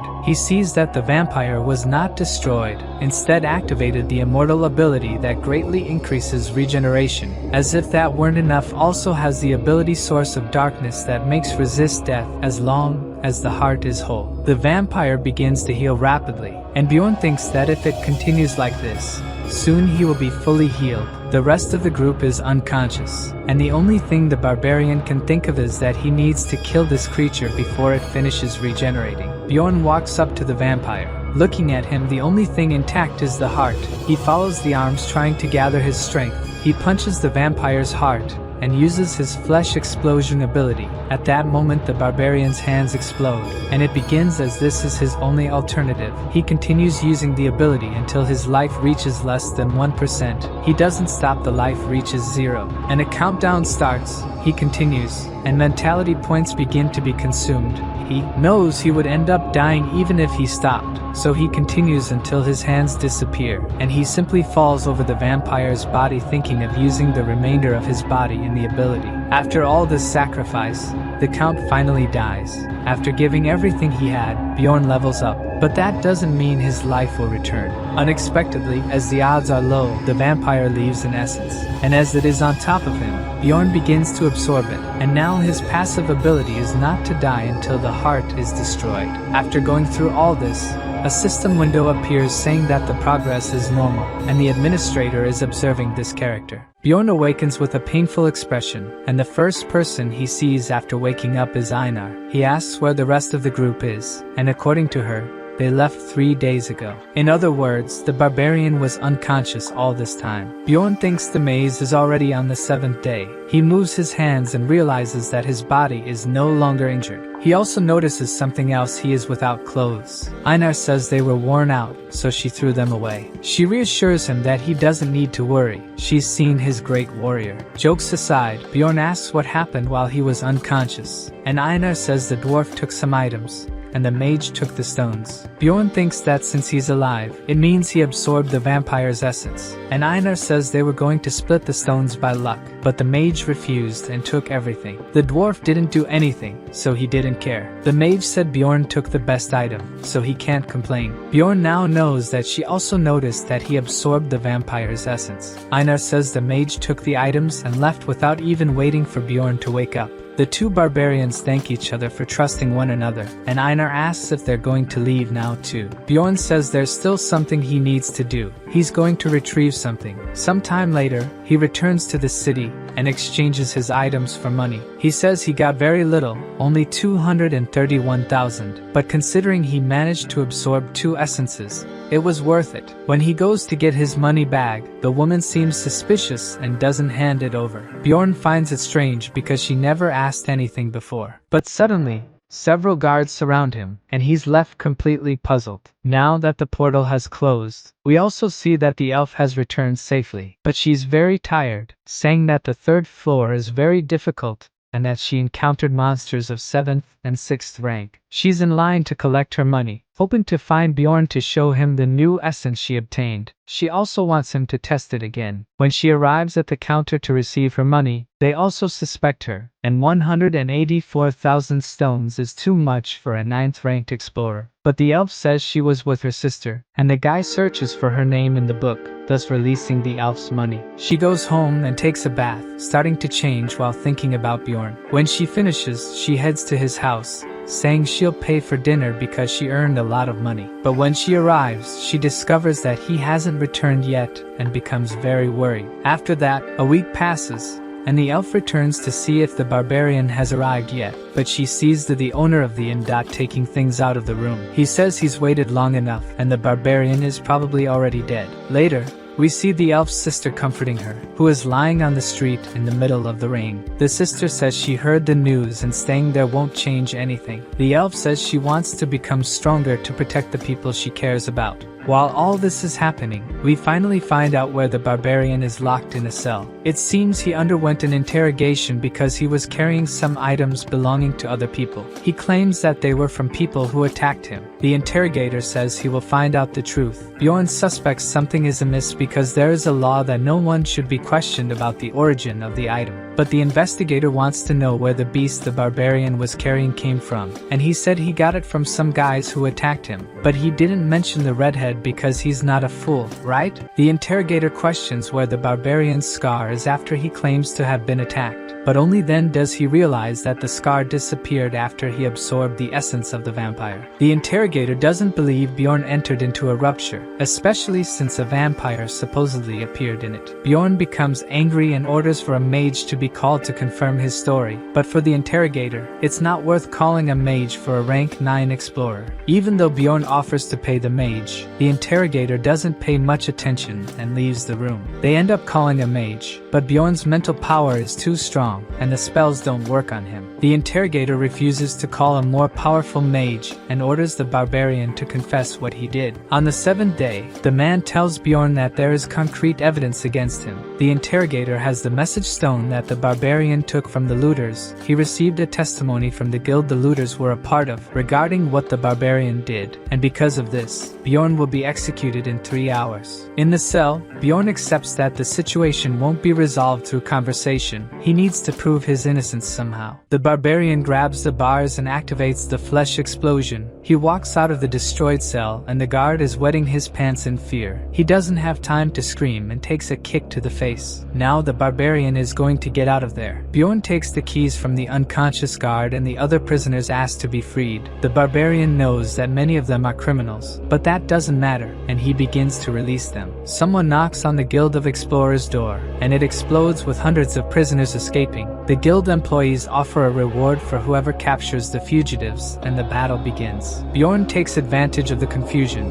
and climbs the stairs to get something. He encounters guards on the upper floor and uses the flesh explosion again. This time his pieces fall on the prisoners, and the barbarian activates the seal of sacrifice. His physical attributes increase with the number of those hit, and even trying No guard can stop the barbarian. One of them strikes Bjorn with a sword and immediately the wound begins to heal. The guard takes a punch and falls face first to the ground. The guards are afraid. An explorer shouldn't be so strong. Ultimately, none of them can defeat the barbarian. Bjorn finally got where he wanted. Bjorn arrived at the office of the guild's branch manager, and the guy was waiting for him. As soon as he enters, the barbarian realizes he fell into a trap. The manager attacks the barbarian with a sword and feels victorious. But suddenly the barbarian's blood that fell on the manager's face starts to burn. The manager screams in pain due to the acidic blood, then a scream catches Bjorn by surprise. There's a girl in the manager's office. Judging by her clothes, she's not an explorer. The branch manager reveals that the girl is the daughter of the district manager. He tries to argue with the barbarian, but is instantly defeated.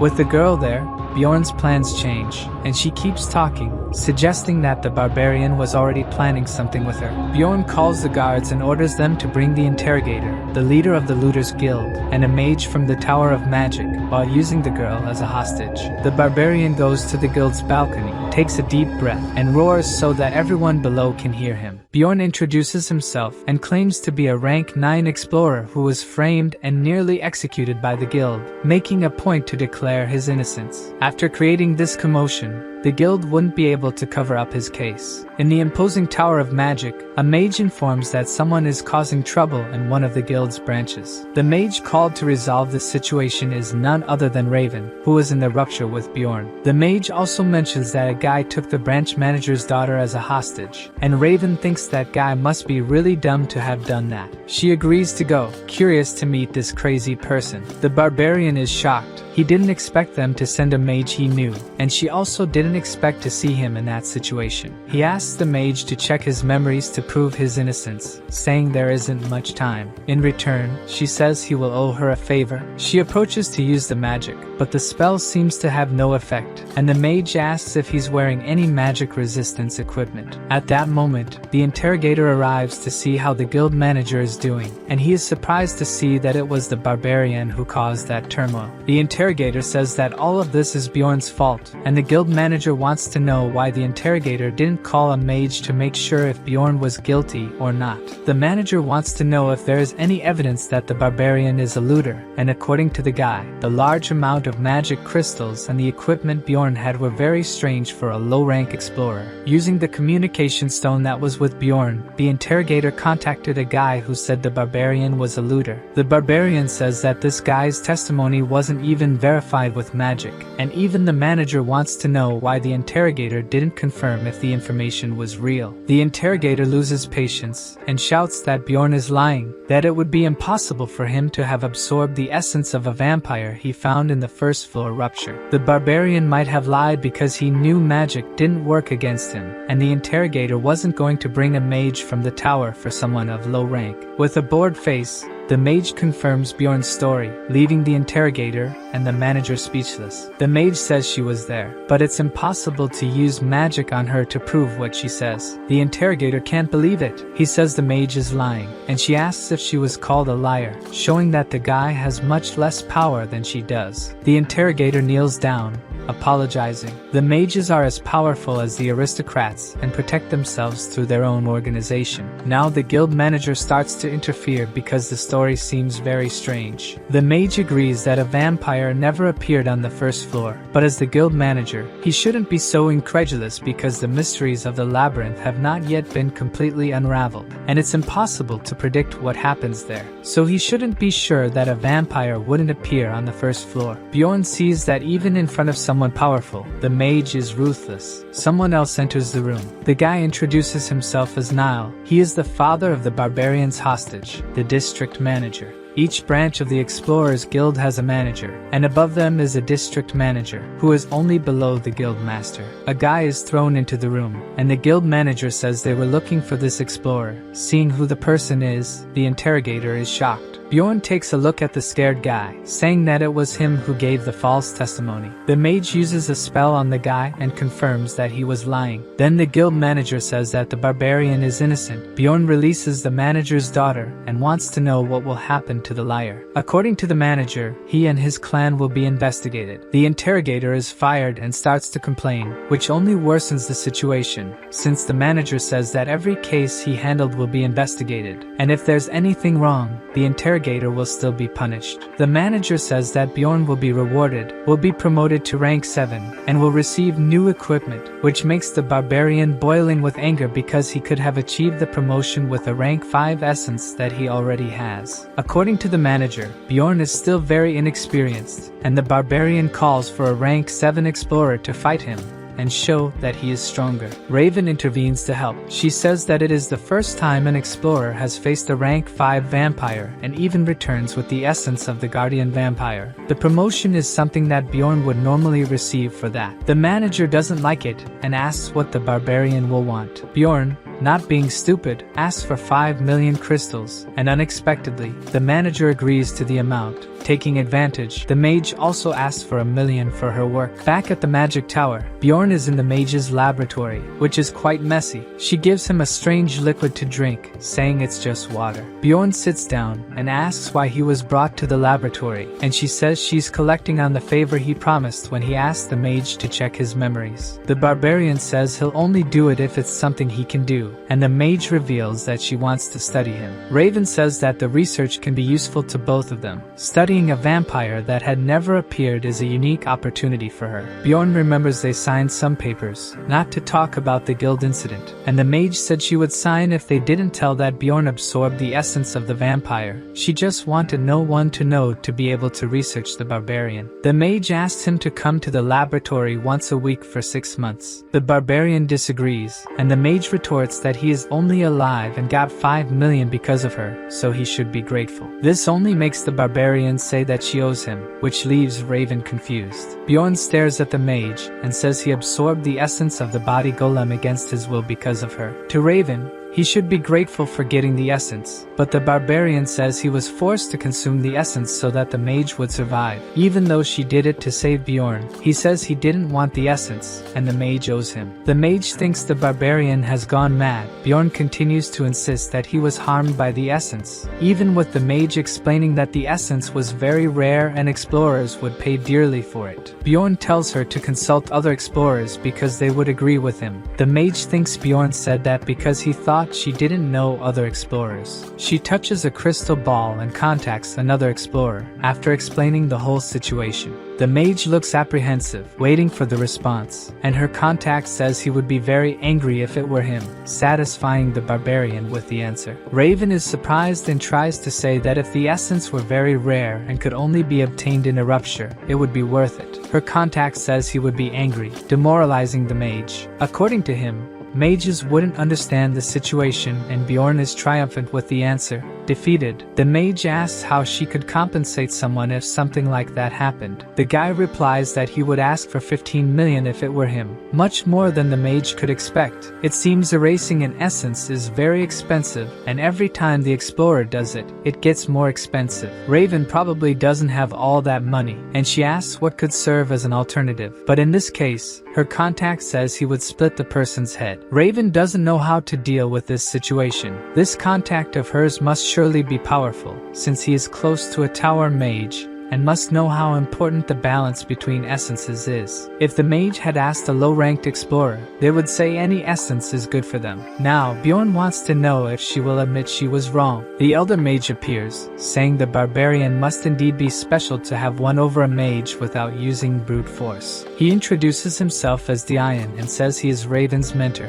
and Bjorn is shocked, as this means this old man is very powerful. He is the master of the magic school. The elder enjoyed the conversation between the two. Even though Raven used the soundproof spell, it seems he was curious as to why she brought a barbarian alive. This part about being alive makes Bjorn curious, and the mage explains, with a scary face, that usually only the bodies or the hearts of the barbarians reach the tower. Bjorn surely didn't like to hear that. Then the mage starts laughing and says it was just a joke. If this is the mage's humor, Bjorn will show him what barbarian jokes are like. The barbarian says he should crack the mage's skull, catching him off guard with the joke. Bjorn tells the old man to accept that he fell for the barbarian's joke, but it seems calling the guy an old man was a mistake. The barbarian starts messing with the mage's head, saying it was another joke to call him an old man, and since the mage doesn't respond, Bjorn thinks he went too far with the joke. The mage starts laughing, saying Bjorn is a true barbarian, while saying he doesn't mind being teased. His expression says otherwise. He seems to be boiling with anger. To fix the situation,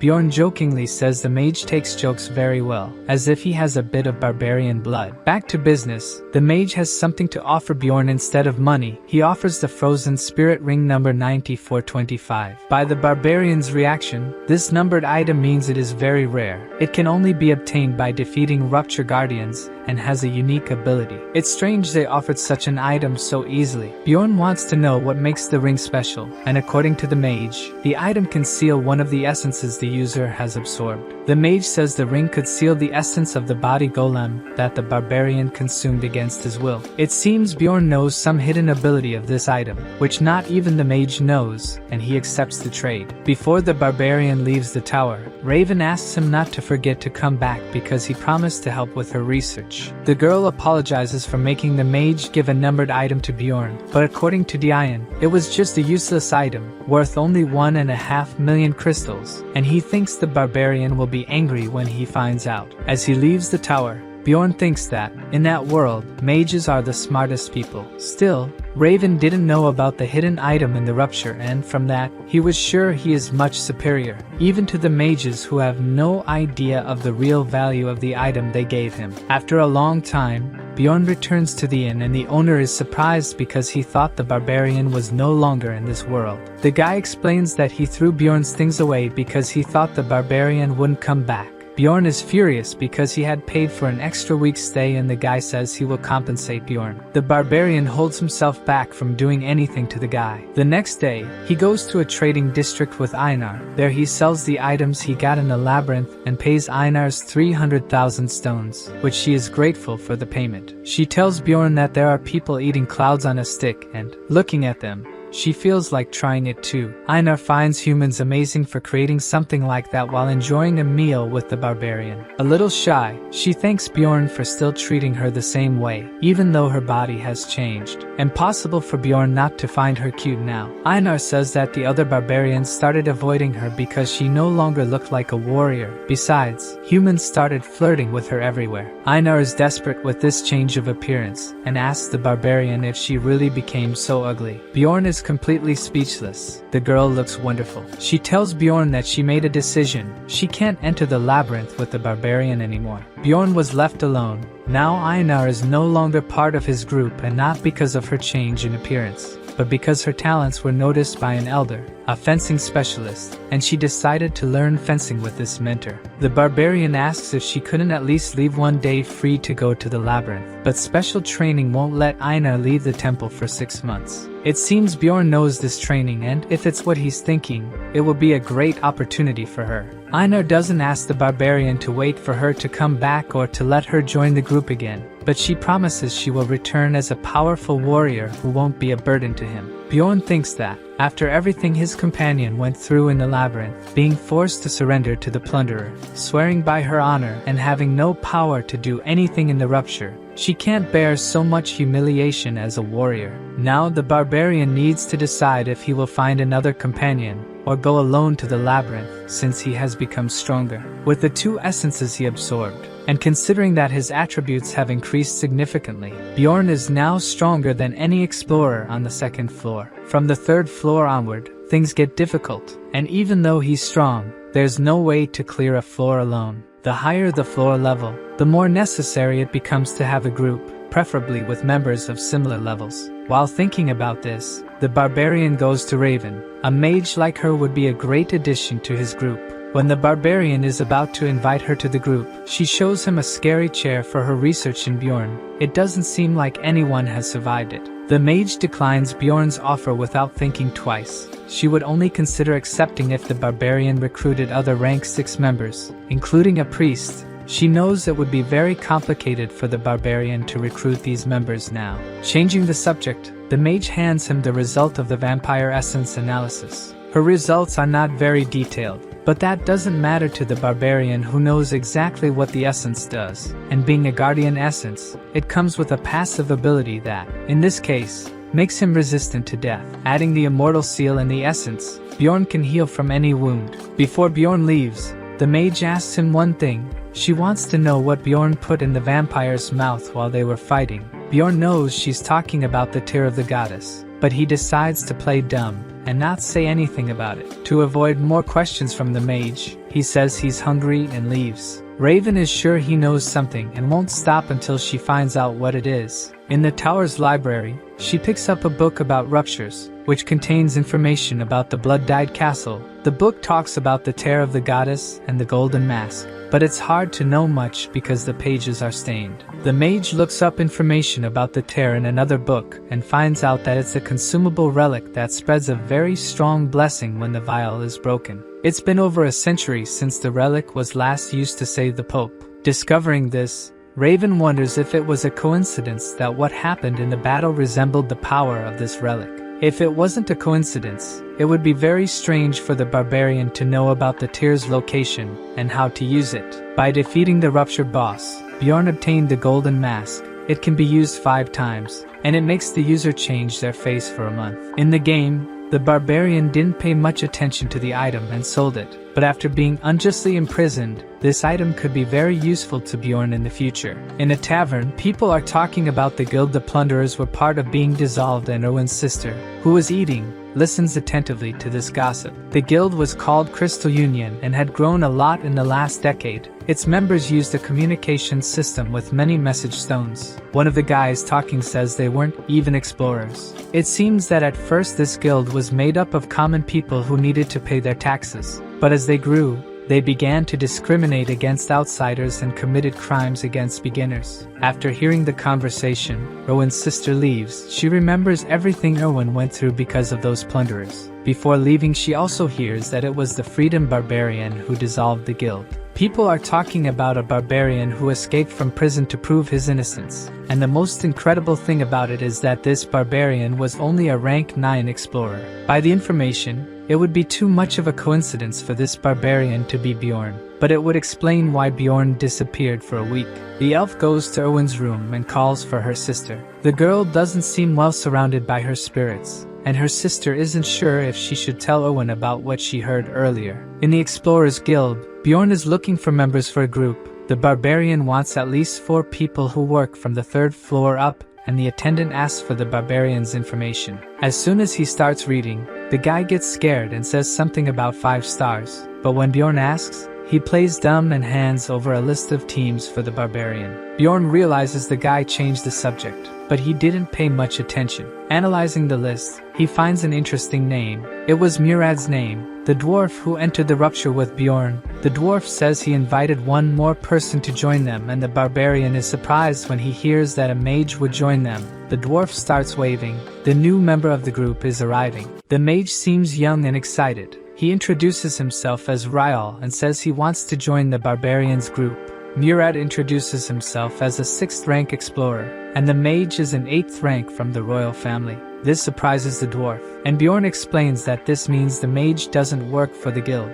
Ryal thinks Bjorn seems clever for his kind and asks the barbarian's name. Bjorn is getting annoyed with the mage but introduces himself and asks Ryal to sit with them. Bjorn asks why the mage wants to explore the labyrinth. It seems rare for an 8th rank mage to go on explorations. Due to the mage's rank, he must not be very strong and would only be able to explore the lower floors, so it would be much more profitable to work in the city. The mage says he wants to become a renowned explorer to bring glory to Baron Martoin's family. The dwarf is surprised that the mage is a noble, but apparently, he is just a distant relative. Ryal also says he won't mistreat anyone for having an inferior position, but he's not a real noble either. Despite being cute, this mage only knows a few curse and ice spells that could be useful to the group, meaning he's quite weak, but Bjorn accepts him into the group. Just the fact of having a mage will attract more powerful explorers. As the barbarian expected, after the mage joined, they received proposals from several strong explorers, and Bjorn and the dwarf started analyzing them. From the dwarf's expression, they found another member, and now their team is complete. Bjorn upgrades his equipment before entering the labyrinth, and shows the new armor to the librarian, who shows no reaction. She just asks what it is, and Bjorn excitedly says he bought lithium armor and shield and an expanding backpack that allows him to carry much more stuff. The librarian only says they received complaints, and it's better for the barbarian to take off the armor. She really doesn't like Bjorn's antics. Walking down the street, Bjorn spots a barbarian huddled in a corner. The guy is without any weapon, which is very strange because no matter how poor or hungry a barbarian is, they always have a weapon as if it were part of their body. Bjorn tries to talk to the guy, and the other barbarian seems very scared. Bjorn tells him not to be afraid and asks where his weapon is. The guy says, still frightened, that he was broke and so sold his weapon. Bjorn gives a big smile to the guy, thinking about how strange it was for a barbarian to sell their own weapon. Bjorn introduces himself, and the guy says his name is Terrakin. Bjorn takes Terrakin to eat. Bjorn is sure that this barbarian is what they call an evil spirit in this world, someone who didn't come from this world. Terrakin is very grateful to Bjorn. He says he went through the coming-of-age ceremony a month before Bjorn did. Terrakin tells that he got lost and couldn't enter the labyrinth, but Bjorn thinks he got scared of the monsters and ran away. It wouldn't be difficult for the guy to have escaped from the barbarians. His problem would start afterward because no one in the city would want to employ a barbarian. Bjorn wonders if this guy wasn't playing and had also reached the boss's room in the game. But if that were the case, he would know how barbarians are treated in this world. So he asks what Terrakin did after the labyrinth opened the other month, and the guy says he didn't go back in.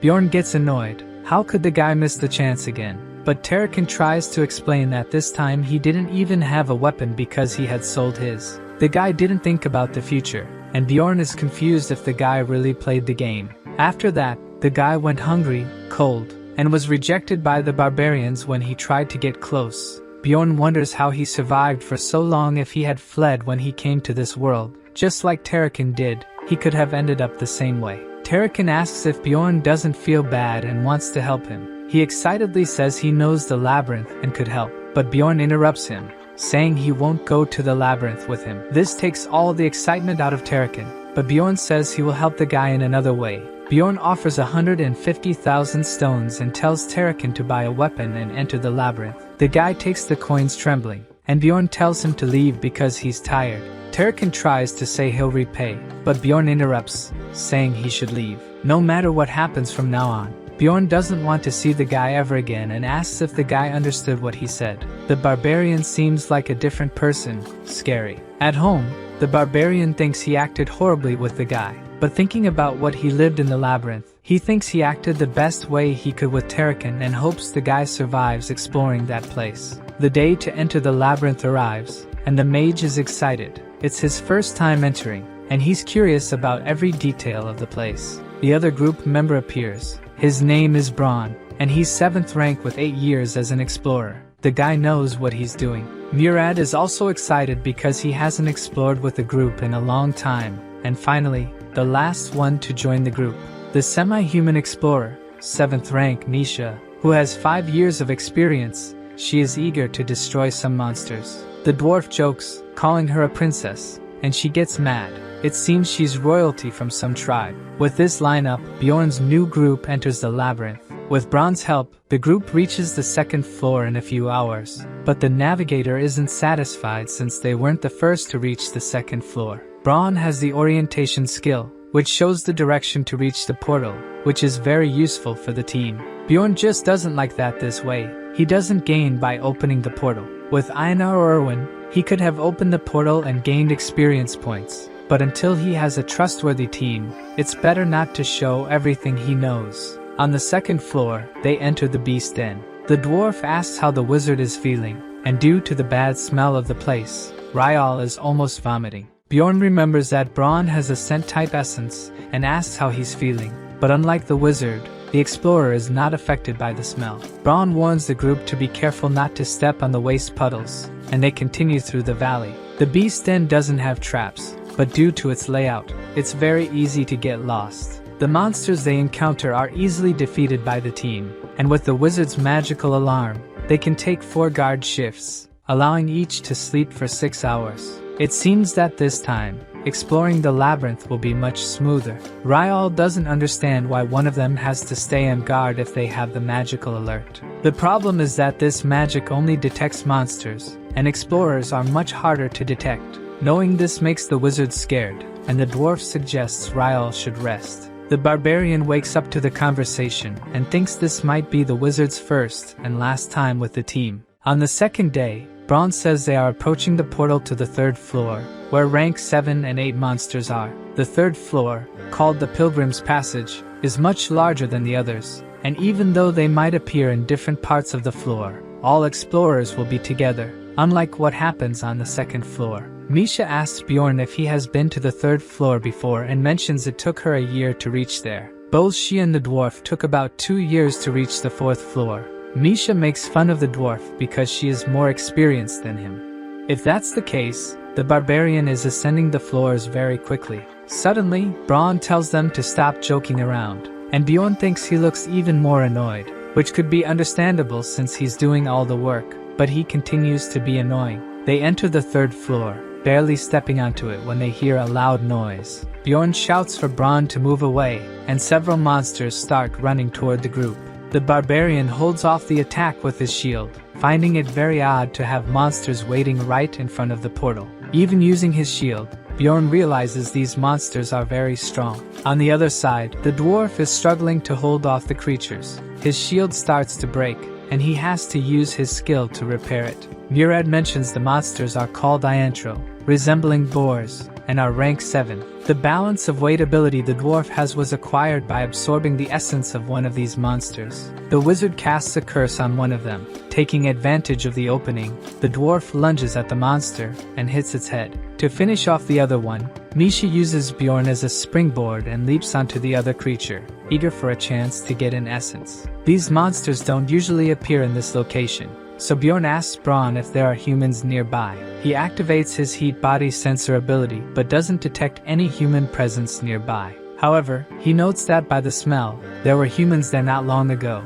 and Bjorn thinks they must have fled after seeing the group fighting. The dwarf is shocked that someone might have been waiting for them, and Braun clarifies that they weren't specifically waiting for them. Many plunderers attract monsters near portals, knowing that this is a vulnerable moment for explorers. Misha suggests they should find and defeat these plunderers. She heard there's a reward if they do. The team discusses that it would be difficult to find the plunderers now, and Ryal seems quite shaken by the plunderer's story. The dwarf thinks the best they can do is put a warning on the second floor portal, and the wizard is trembling. A pity he's so weak. The group comments that it's incredible that Braun knows about plunderers' strategies, since it's not common to encounter them. Curious, Bjorn asks how many times Misha has encountered plunderers, and according to her, it's only about 8 times in 5 years, which is almost nothing, considering Bjorn has encountered plunderers 5 times in 3 months. She and the dwarf laugh at the barbarian's bad luck. According to the dwarf, it used to be common to encounter so many plunderers over a century ago. Maybe it's Bjorn's bad luck that they keep encountering plunderers. Braun defends the barbarian, mentioning he encounters plunderers every 3 months. Bjorn is still upset. He's the only one who encounters plunderers so frequently. After defeating a few more monsters, they find a quieter place to camp. Murad, who noticed the wizard isn't well, asks if something happened. The wizard seems very disheartened. Ryal explains that his idea of being an explorer was shattered. He knows he may seem naive and spoiled to others, but knowing there are explorers who attack other explorers, who want to eliminate each other for money, is very difficult for him. If he continues on this path, he knows he'll end up killing someone, and that's why he was preparing himself. Bjorn wants to know if he's prepared now, and the wizard confidently says yes, even though he doesn't know if he'll really be able to when the time comes. The barbarian knows Ryal didn't have enough confidence, but it's better to lie and pretend to be strong. Braun tells the wizard that it's important not to be arrogant. It's much better to be like that, and asks the group if he can show them something. The group is impressed with the view that Braun showed them, a beautiful and bright landscape that can only be seen at this time of day and only on the 3rd floor. The wizard is enchanted by what he's seeing, and perhaps that gave him a little more courage to continue exploring the labyrinth. After night falls, everyone goes to sleep except for Bjorn, who stays on guard, and the barbarian notices that the wizard takes a while to fall asleep.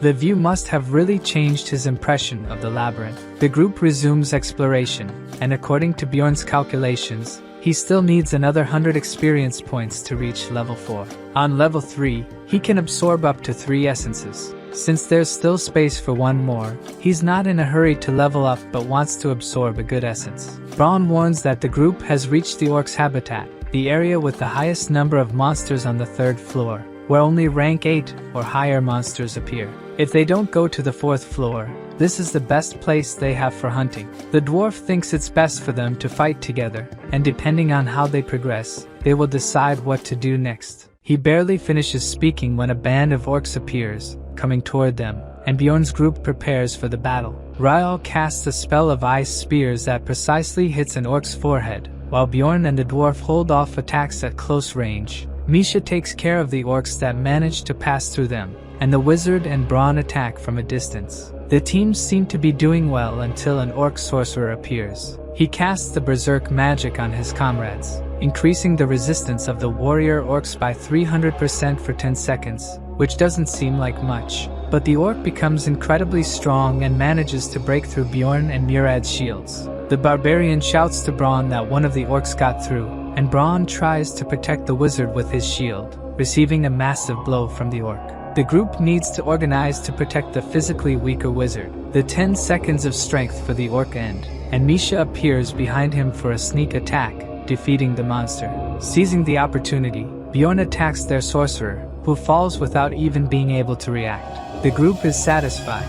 They manage to defeat the orcs without getting injured. Reflecting on the battle, Bjorn thinks they are taking a bit longer to win, but they are still balanced. He believes they make a good team the way they are. The team advances toward the center of the orcs' habitat, and the closer they get, the more orcs appear in their path. They encounter a large rank 7 orc warrior, and even this monster is easily defeated by them. But things don't continue to be easy. Something explodes, and the group narrowly avoids it. A guy appears in front of them, hopefully not another raider. The guy says that orc habitat is the territory of the Zawi clan, and the group should go explore somewhere else. In the game, there were some ways to restrict an area, but since it was very difficult, it would only be worth it if it were a boss or rare monster habitat. The dwarf asks what this clan is doing there, since they usually hunt on the 6th floor, and the clan chief refuses to answer. Murad gets angry. He has never heard that this habitat is the Zawi clan's territory, and accuses them of not even being part of the clan for real. The guy looks at Murad nervous. It seems neither of them wants to resolve the situation peacefully. Bjorn notices that Misha has shrunk behind him and asks what happened. Then someone calls the girl a black sheep. She seems terrified. Misha calls the guy Brother Taylor, and they do look alike. He gets annoyed and says she shouldn't call him that in public. It's embarrassing, and the elder asks if they are really siblings. It's impossible not to be with such resemblance. It seems the elder owes something to this clan, but Taylor doesn't care if he has to fight her or not. The elder thinks it's best to tell the group why the clan is there. They are looking for the essence of the great orc warrior, and after finding it, they will leave. This isn't a rare essence, but Bjorn seems to know something that would make it very special. The elder emphasizes that it's better for them to leave. With the clan there won't be monsters for the group to hunt. Since they are weaker, Bjorn thinks it's pointless to force their way into the habitat. The barbarian is about to say they will leave, but out of nowhere, the wizard says he will handle the situation. Ryal takes the lead and introduces himself, but the elder says he's just trash, leaving the wizard speechless. The guy didn't need to be so cruel. The guy didn't like being called a senior wizard and humiliates Ryal, telling him never to be called that again. And Ryal still hasn't found words to reply. He was destroyed by the elder. Murad gets involved in the conversation, calling the guy rude. The elder says he only spoke the truth, and the dwarf can't stay quiet. He activates his lightning ability, ready to fight with a 6th floor clan. Everything the barbarian tried to avoid happened. Now the group will have to fight against the 6th floor clan, thanks to Murad, who couldn't let the mage be humiliated. The elder glares angrily at the dwarf, and Bjorn shouts Murad's name while punching the dwarf's head to the ground. The whole group is taken aback by the barbarian's actions, who continues holding the dwarf, telling him to calm down. Bjorn looks at the clan, hoping to have avoided worse, and the elder says the dwarf should be grateful for having a companion like the barbarian. It seems Bjorn managed to prevent the group from being destroyed. Near the exit of the orc habitat, the dwarf apologizes for his actions, saying he acted without thinking. Braun says the dwarf's actions could have ended them, but since nothing happened, it's best to forget it. As bad as Murad acted, he was defending his companion. The barbarian thinks Braun should have been tougher on him, and is too kind to be a leader. In Braun's place, Bjorn would still be cursing the dwarf. Misha thinks it was her fault that things didn't go well,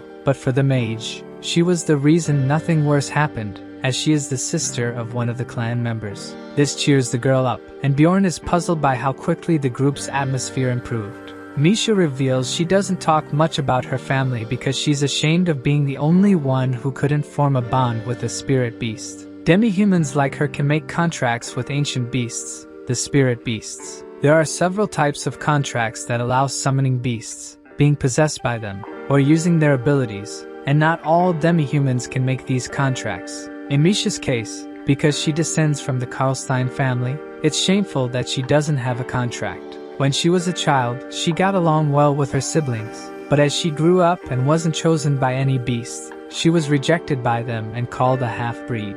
To her siblings, she is the result of an affair, and since her mother died early, she couldn't confirm, so she left the clan and learned to fight, thus becoming an explorer. The dwarf is moved by her story and how difficult her life must have been. The barbarian doesn't understand how the dwarf could be so moved, and now the dwarf also wants to tell his story. Murad's dream was to be a blacksmith. Every dwarf must want that, but even trying for 10 years, he couldn't graduate because he had no talent. So, at 30 years old and needing to survive, he became an explorer. Now it's the mage's turn to say he's the least talented. He only had contact with magic due to his social position, but wasn't good enough to enter the magic tower. Ryal thinks that if he were a true mage, he would have been a little more respected by the elder. The dwarf is moved again, saying Ryal is a great mage. The elder was wrong about him. Beside the barbarian, Braun says it's the first time he's seen something like this, and Bjorn thinks he agrees that all that emotion is unnecessary, but instead, Braun says he also needs to apologize. Braun says he got angry when Murad and Misha were talking about their experiences because he envied them. He thought that since they weren't human, they were lucky and didn't suffer. To cheer Braun up, the dwarf and Misha say that only humans can become mages or even saints, only not mentioning that only a small part of humans can have these talents. The dwarf laughs, saying the team is formed only by black sheep, and everyone feels better after talking about their problems and being comforted, except for one. Everyone looks at the barbarian, waiting for him to also tell his story. Bjorn is in panic. He doesn't know what to say in this situation, so the barbarian takes a deep breath and shouts with all his might that he has no mother. The dwarf and the mage stare at him, still surprised by the outburst, and Bjorn continues shouting that his mother didn't survive after childbirth, and his father never returned from the labyrinth, so he can't meet them even if he wants to. The group falls silent after the confession. Since Einar told this story to Bjorn, he didn't lie about his parents. Braun and Misha are deeply moved. The mage starts crying, and the dwarf even says he can be a father figure to Bjorn, but he doesn't want any emotions and says he's fine. Still, now the group is in tears over the barbarian's story. Misha is worried and asks if Bjorn is okay. He started thinking about how many times he almost died since he ended up in this world, and that really upset him. While the barbarian is downcast, Murad tells Braun that they should go to the witch's forest. This catches Bjorn's attention. They discuss where they should go, and for Murad, it's better to continue on the 3rd floor and improve their teamwork a little more before going up. Since the witch's forest is a very difficult place, Bjorn thinks the dwarf wants to go there to test how they work as a team in a much more dangerous place. On the 4th floor, monsters of rank 7 and 8 appear, like on the 3rd, but also rank 6 monsters rarely, which means that, being on that floor, monsters of this rank can appear at any time. Bjorn has lost the game several times on this floor and understands why the dwarf is cautious, but still thinks it's better for the group to move to the 4th floor. Bjorn argues that he and Murad are strong enough squires to handle rank 6 monsters. Even though the team lacks much damage, their composition should be enough to survive on the 4th floor. Misha and Ryal whisper if they should really trust the barbarian's idea, which angers him as he overhears their conversation. Murad remains unconvinced and suggests a vote, so the team decides to proceed to the 4th floor. The group has been in the maze for 3 days, and at dusk, Brown suggests it's best to stop and camp.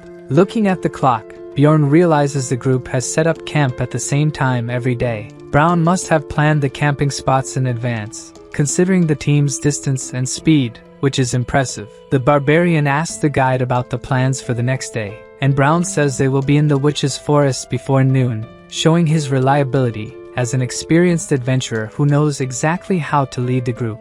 The adventurers sleep until their shift changes, but suddenly, Bjorn is awakened by Brown shouting his name. The barbarian thinks it's his turn to shift, but it seems that's not the case, so he asks if a monster is coming, and according to Brown, it's not just monsters. Bjorn hears screams as if someone is being chased by a monster, and Brown asks if he remembers when they encountered the Iantro near the portal. Bjorn remembers the guide saying someone had set a trap for them, but they escaped. The guide says he smells the same people where they are, and Murad asks if they are the looters from before. Brown confirms they are the same ones and thinks they are trying to infiltrate, pretending they need help. Misha wants to know what they are going to do since the looters are approaching. Bjorn puts on his helmet and decides to use this opportunity to their advantage, saying if the group isn't confident, it's best not to do anything. Meanwhile, the infiltrators appear. The barbarian shouts for them not to come closer, threatening to crush their skulls if they do. The group asks for help, saying the rest of their members have already been caught by the monsters and offer a reward for assistance. Bjorn orders them to drop their weapons, but they refuse, saying the monsters are getting closer. The barbarian observes closely and realizes the monsters are just watching the group, perhaps being cautious because they've encountered more people. He gives the group a choice. Either they drop their weapons, or it's better for them to leave. The group members seem very scared, and the guy who seems to be the leader finally accepts Bjorn's condition, and they all drop their weapons. Bjorn asks Brown to collect the weapons from the group and notices the monsters are retreating after seeing that the group has gotten help. They are indeed clever. The girl from the group thanks the barbarian for the help and introduces herself as Elisa. After surviving the attack, she is in tatters. Enchanted by Elisa, the dwarf introduces himself, saying she must have been through tough times. The other members also introduce themselves as Talon and Hans. Bjorn remembers the Hans he met before and doesn't like the coincidence. This Hans asks if the barbarian knows another Hans and says his name is very common. Elisa continues to thank and says the goddess Leetlas must have protected them. Brown is surprised to hear the goddess's name and asks if the girl is a priestess, which she is. Elisa serves the goddess of light who oversees exploration and relationships. Still, Bjorn doesn't believe it. He's sure they're all looters, and she's not even a priestess. Suddenly, the barbarian is surprised. The girl is using her ability to heal the wounded companion, so she can't be a fake. Now the group is confused, and Misha asks if Brown might have been mistaken about these people. The guide is incredulous. He was sure he had smelled them before. Elisa thinks her group has already proven they are not dangerous and asks for their weapons back, but to her surprise, she hears a no. Bjorn doesn't care what she is. For barbarians, unlike humans, that means nothing, and he demands payment for the reward they owe his group.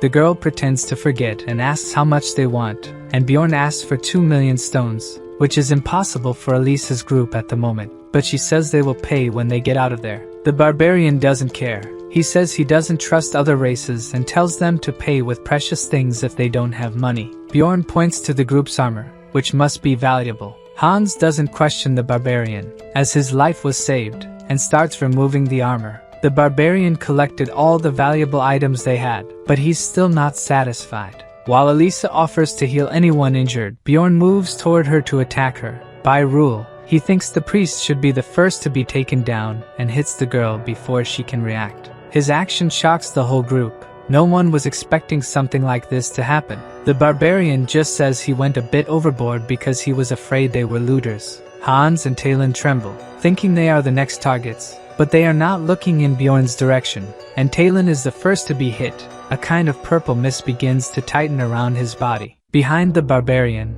Elisa starts moving again, and even Bjorn turns to see the girl, incredulous. Elisa, all twisted, asks how he knew she was the monster. She says it's too late for them, and the barbarian thinks nothing goes right for him. His companions are petrified with fear, and Bjorn shouts for them to calm down as he'll take care of her. The barbarian hits the priestess's head again, and the dwarf yells that he's only attacking a body. Bjorn says he attacked her because he was afraid, but if she moves again, she's definitely a carry priest. A hidden class that can only be chosen by priests after reaching the 5th floor. It allows the user to use both divine and dark magic, but comes with penalties. Carry is an evil god, and when the class is revealed, the person is punished with beheading. To maintain the class, the user needs to make sacrifices regularly, and the easiest way to do that is by being a looter. This time, she attacks her other companion, Hans. Elisa is regenerating and remorselessly says she lost her 2 companions because of the barbarian.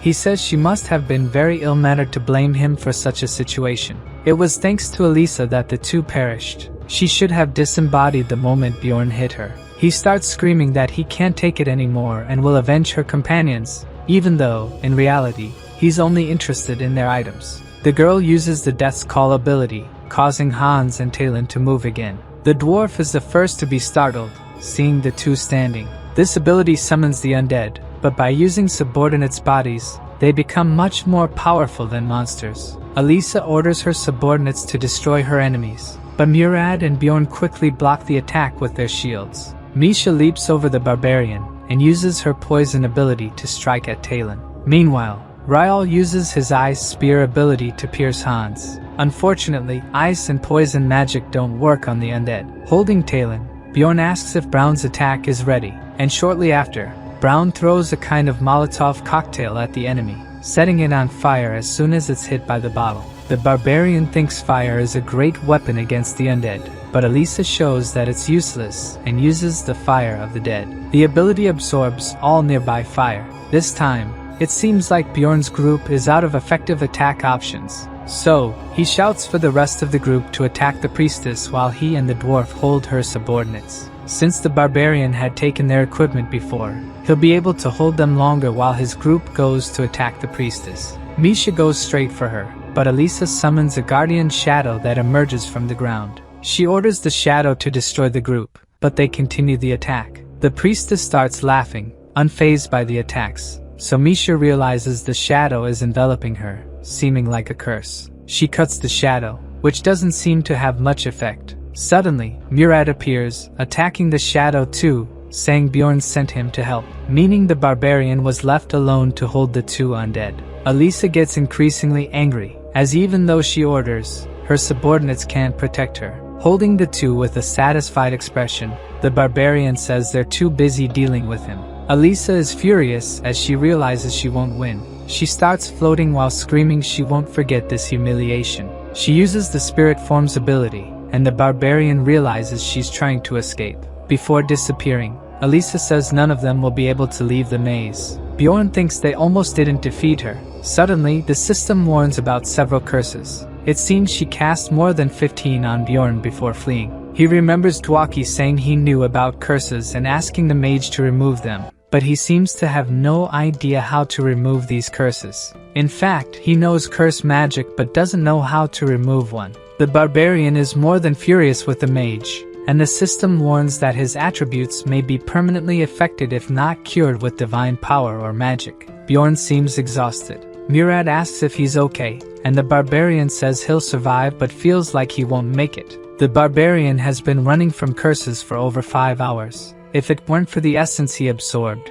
he would have fallen powerless. His group companions are also running because they've been cursed too. The only difference is that they received a lesser number of curses. Elisa made sure to cast more than 15 curses on the protagonist. Bjorn was also hit by the energy depletion ability, which reduces stamina recovery, even though regenerative powers don't help increase his stamina. In the game, the character would stop moving if stamina dropped below 10%, and he calculates he still has about 30% left. Brown tries to reassure Bjorn by saying they're almost there. The barbarian is almost out of breath when he sees where they finally arrived. The group managed to reach the witch's forest. A few hours ago, Brown was commenting that he couldn't believe they were being hunted by a Karui priestess. According to Bjorn, her abilities would be equivalent to those on the 5th floor. If they had been directly attacked by her, they wouldn't have survived. If they hadn't attacked after taking their weapons, some group members would have perished in the blink of an eye.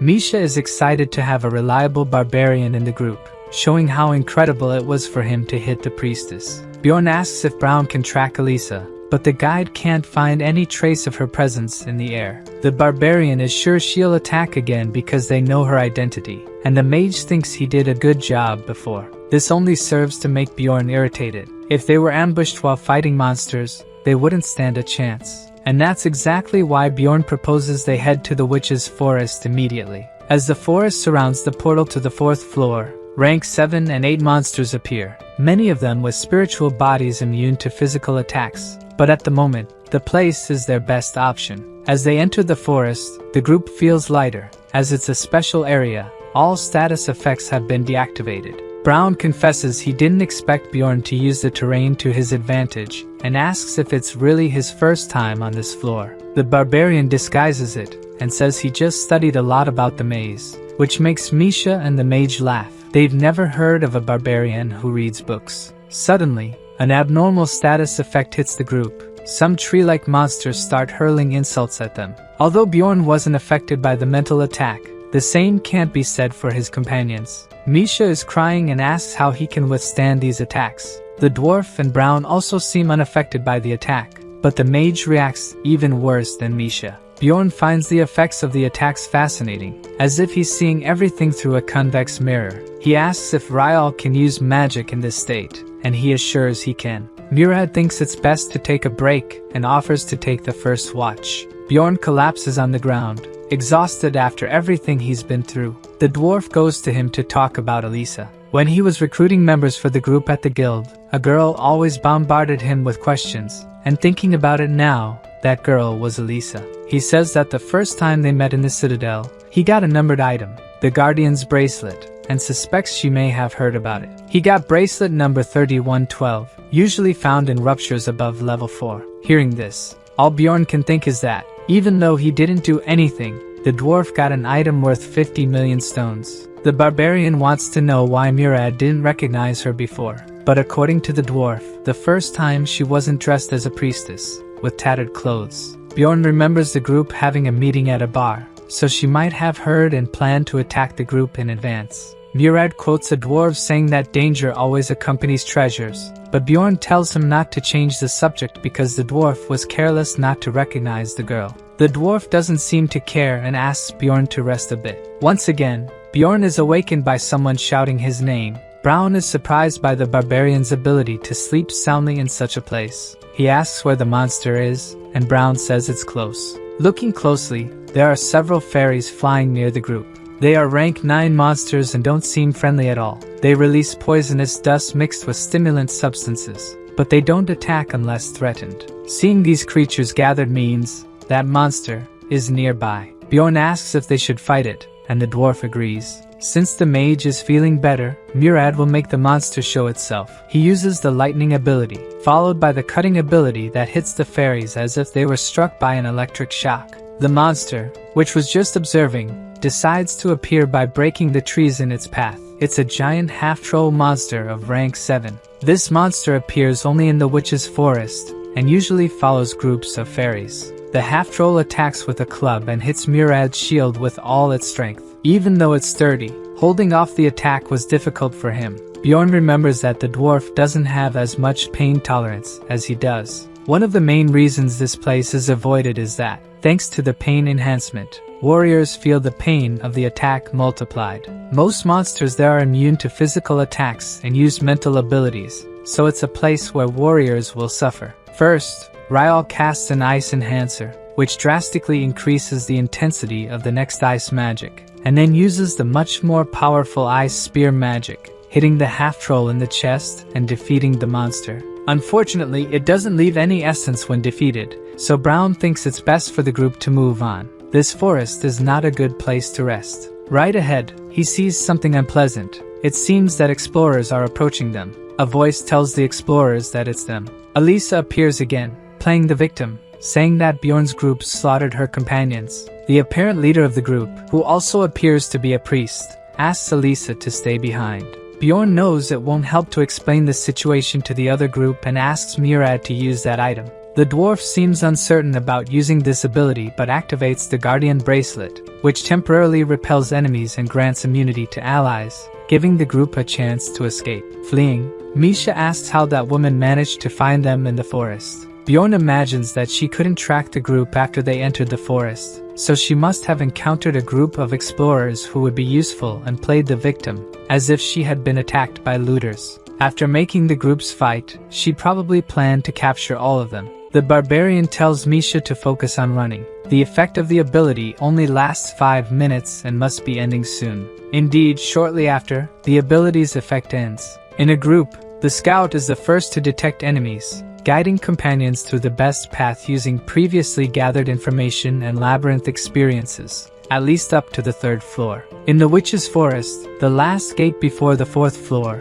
the true abilities of a scout are revealed. Brown's main ability is Smell. In a place where even the trees move, this ability is incredible for finding the way to the 4th floor. At a certain level, it's possible to sense the scent of mana and use it to find the way. Unfortunately, the scout from the other group is also good. They are approaching, and Brown increases the speed. Now the question is who reaches the 4th floor first, and Bjorn's group is very tired. Misha keeps running, but is almost out of breath. Accidentally, she stumbles over a stone and falls to the ground. Bjorn asks if she's okay. The girl says she twisted her ankle but will keep running. The barbarian knows it's not just a twist, she broke her ankle, so he picks her up and carries her on his back.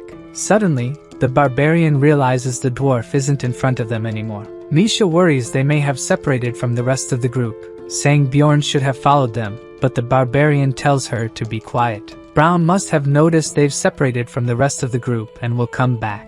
Bjorn's concern is that, in this place, they won't be able to find the way out without a scout. Then, a very loud scream echoes through the trees, and to make matters worse, it seems to be the dwarf's voice. Misha panics, saying they should help their companions, but if they follow the voices, they'll end up somewhere else. For now, they need to get out of there. In this situation, more important than water or food is mental strength. That's something Misha doesn't have. She's just whimpering while being carried by the barbarian. Bjorn asks her to calm down. In this situation, it's necessary to accept reality. The girl continues to lament. This time, Bjorn loses his patience. If she wants to survive, she needs to listen to her companion. Now he has to focus on the present. First, he asks her to take and drink a potion from his backpack and walk on her own. They take a short break.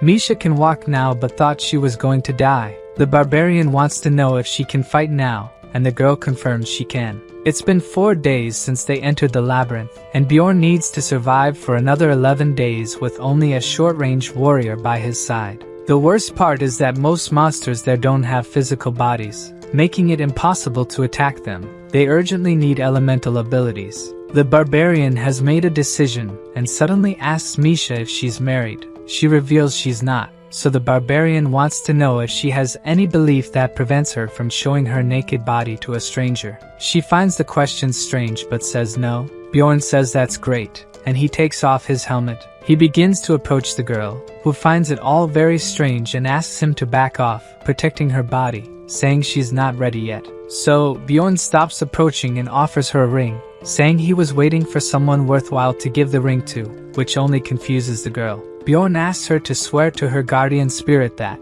in exchange for the ring, she'll stand by his side from now on. Embarrassed, she asks if the barbarian is serious, but he continues, saying that when she accepts the ring, along with her warrior's honor, he'll stand by her side and hopes she'll do the same. With the ring on her finger, she wants to know if this is serious. It's the first time she's received such a declaration. She was happy but says she's sorry. She never thought of the barbarian that way. She tries to explain that it's not that she doesn't like him. Bjorn doesn't understand where she's going with this, so she reveals that the barbarian is not her type at all, yet he doesn't understand. Furthermore, she is very embarrassed. She shouts that Bjorn is not at all attractive to her. The barbarian says there was a misunderstanding. He just wanted her to swear to be his companion in exchange for the ring. Now, the girl is embarrassed for misunderstanding things. He could have explained it better. She tries to disguise her embarrassment, and the barbarian says she can end the agreement at any time by returning the ring or paying 15 million stones.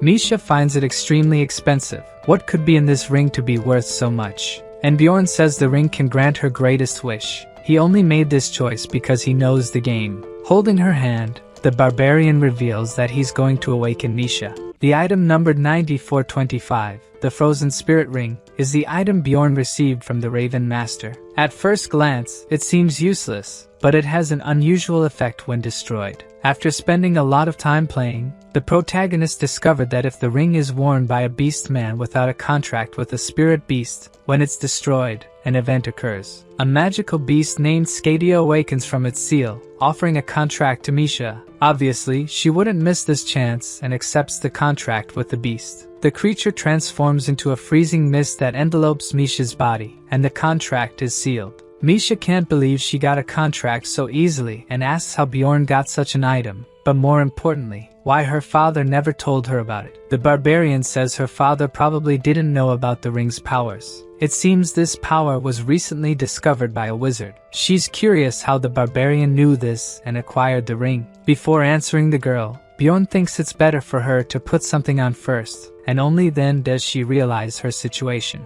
Luckily, the barbarian is a gentleman and left her and the raiders' clothes in a corner for her to wear. Misha notices that Bjorn also got new boots that enhance his item level. She asks why she was undressed. The barbarian reveals he removed them because he heard during these rituals clothes are destroyed. Misha wants to know why he asked if she was married. He just thought if she had a husband, he would be offended by what happened. Misha gets annoyed because he had time to think about that instead of explaining the situation properly to her. The barbarian says he was in a hurry and asks if she has anything to say to him. She feels very embarrassed but thanks him for what he did for her. Bjorn wasn't just expecting a thank you, and she'd better not evade the question. Misha reveals she tried to commit suicide once, and it was her father who found and saved her. The barbarian thinks she should be grateful for that, but she explains that when she woke up, her father said if she wanted to die so badly, she should do it in the labyrinth. At least then it would bring less shame to the family. The revelation only makes Bjorn think this family is worse than he imagined. That's why Misha entered the labyrinth, not to die, but to escape from this horrible family she has. She thought if she could become a great explorer, even without a spirit beast, she would be forgiven by her father. Misha isn't sure if she'll be recognized after awakening, but she feels like something good happened. She thanks the barbarian again.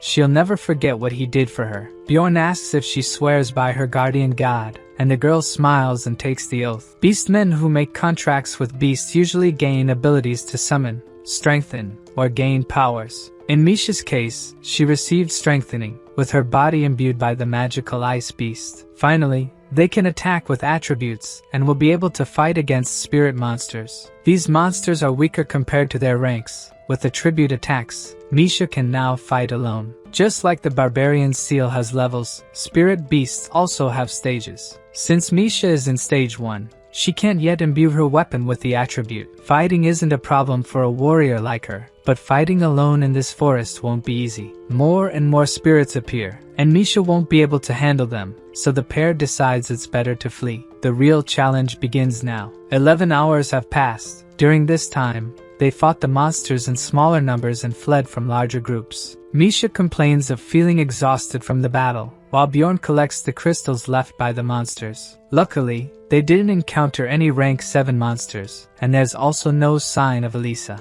Since the ring disappeared after Misha's awakening, the passive ability of the body golem was activated. The acidic blood has already begun to damage Bjorn's equipment, and he'll lose the money he invested in it. Another downside is that they haven't found any attribute essences so far. Additionally, Misha is reaching her limit. At this rate, the barbarian's chances of survival are only 30%. After 12 hours in the witch's forest, its field effects are strengthening. Bjorn asks Misha to tie a rope around their bodies so that even if they fall, they won't separate. Now they can't afford to stop for even a second. The real reason the witch's forest is considered a place not to stay in is the witch's eye. Its effect is simple. If you stay still for some time, the rank 7 monster Kanabaro will appear. This time decreases as the level increases, and after over 60 hours in the forest, Bjorn and Misha are still lost. Once the witch's eye activates, they haven't stopped walking. Kanabaro would appear after 10 minutes if they stopped. It would take about 15 minutes to kill one, and as soon as they stop, they'd be attacked. Misha asks Bjorn to walk slower. She's exhausted, and Bjorn notices she's much more tired. Even when slowing down, Misha is still being pulled by the barbarian. Seeing she can't keep up, Bjorn tells her to climb on his back so she can rest a bit. She tries to say that the barbarian is also tired, but he grabs her waist and throws her onto his back. Knowing she won't resist for long, Bjorn knows she's exhausted, and she thanks the barbarian. Except in battles, Bjorn has been carrying Misha for hours. It's been over 87 hours since they entered the forest. The barbarian is also reaching his limit, and thinks they need to find that thing before it's too late. Suddenly, a voice asks why Bjorn doesn't leave Misha behind, and he is petrified as if he knows that voice. It continues, saying that way, Bjorn would solve his companion's biggest problem, and even asks if he won't seduce the girl. The voice belongs to the barbarian's ex-girlfriend and doesn't seem like an illusion. She asks if Bjorn is afraid of being abandoned again, and tries to approach the barbarian. Bjorn realizes that since it's based on his memories, she acts exactly as in real life. Meanwhile, she keeps speaking sweetly that Bjorn is a know-it-all who doesn't talk about himself. Bjorn says she acted the same way, and the girl gets annoyed but continues her advances on the barbarian. Bjorn seems hypnotized by her words, feeling like an idiot for being led by an illusion. The illusion asks Bjorn to stay with her and leave Misha behind. His ex's illusion hugs him, saying the other girls don't understand him. He is completely caught up in the illusion until a voice shouts for him to wake up Misha through the illusion away with her strike. Now the barbarian realizes he was ensnared by the illusion. Misha keeps striking the illusion and asks if the barbarian is okay, but he doesn't seem to have recovered yet. Misha is proud to have rid them of the dryad that was attacking her companion. Bjorn is shocked when he realizes what kind of monster had attacked him. Dryads are rank 8 monsters that use their captivation ability and rarely appear in the witch's forest. That's why the illusion was so realistic. It wasn't a field effect but an ability. The barbarian thanks Misha for saving him, and she feels proud. Suddenly, her expression changes. A group of explorers has just appeared. The explorers think the duo must have gotten lost. It's been 8 days since Bjorn reached the 3rd floor, and most groups should have moved on by now. The explorers ask if they lost their group, and the barbarian confirms, thinking these people aren't trustworthy. Misha gets excited thinking they're saved, but the barbarian remains cautious. A woman from the group says not to be afraid. They have children their age in the city. Bjorn finds this even more dangerous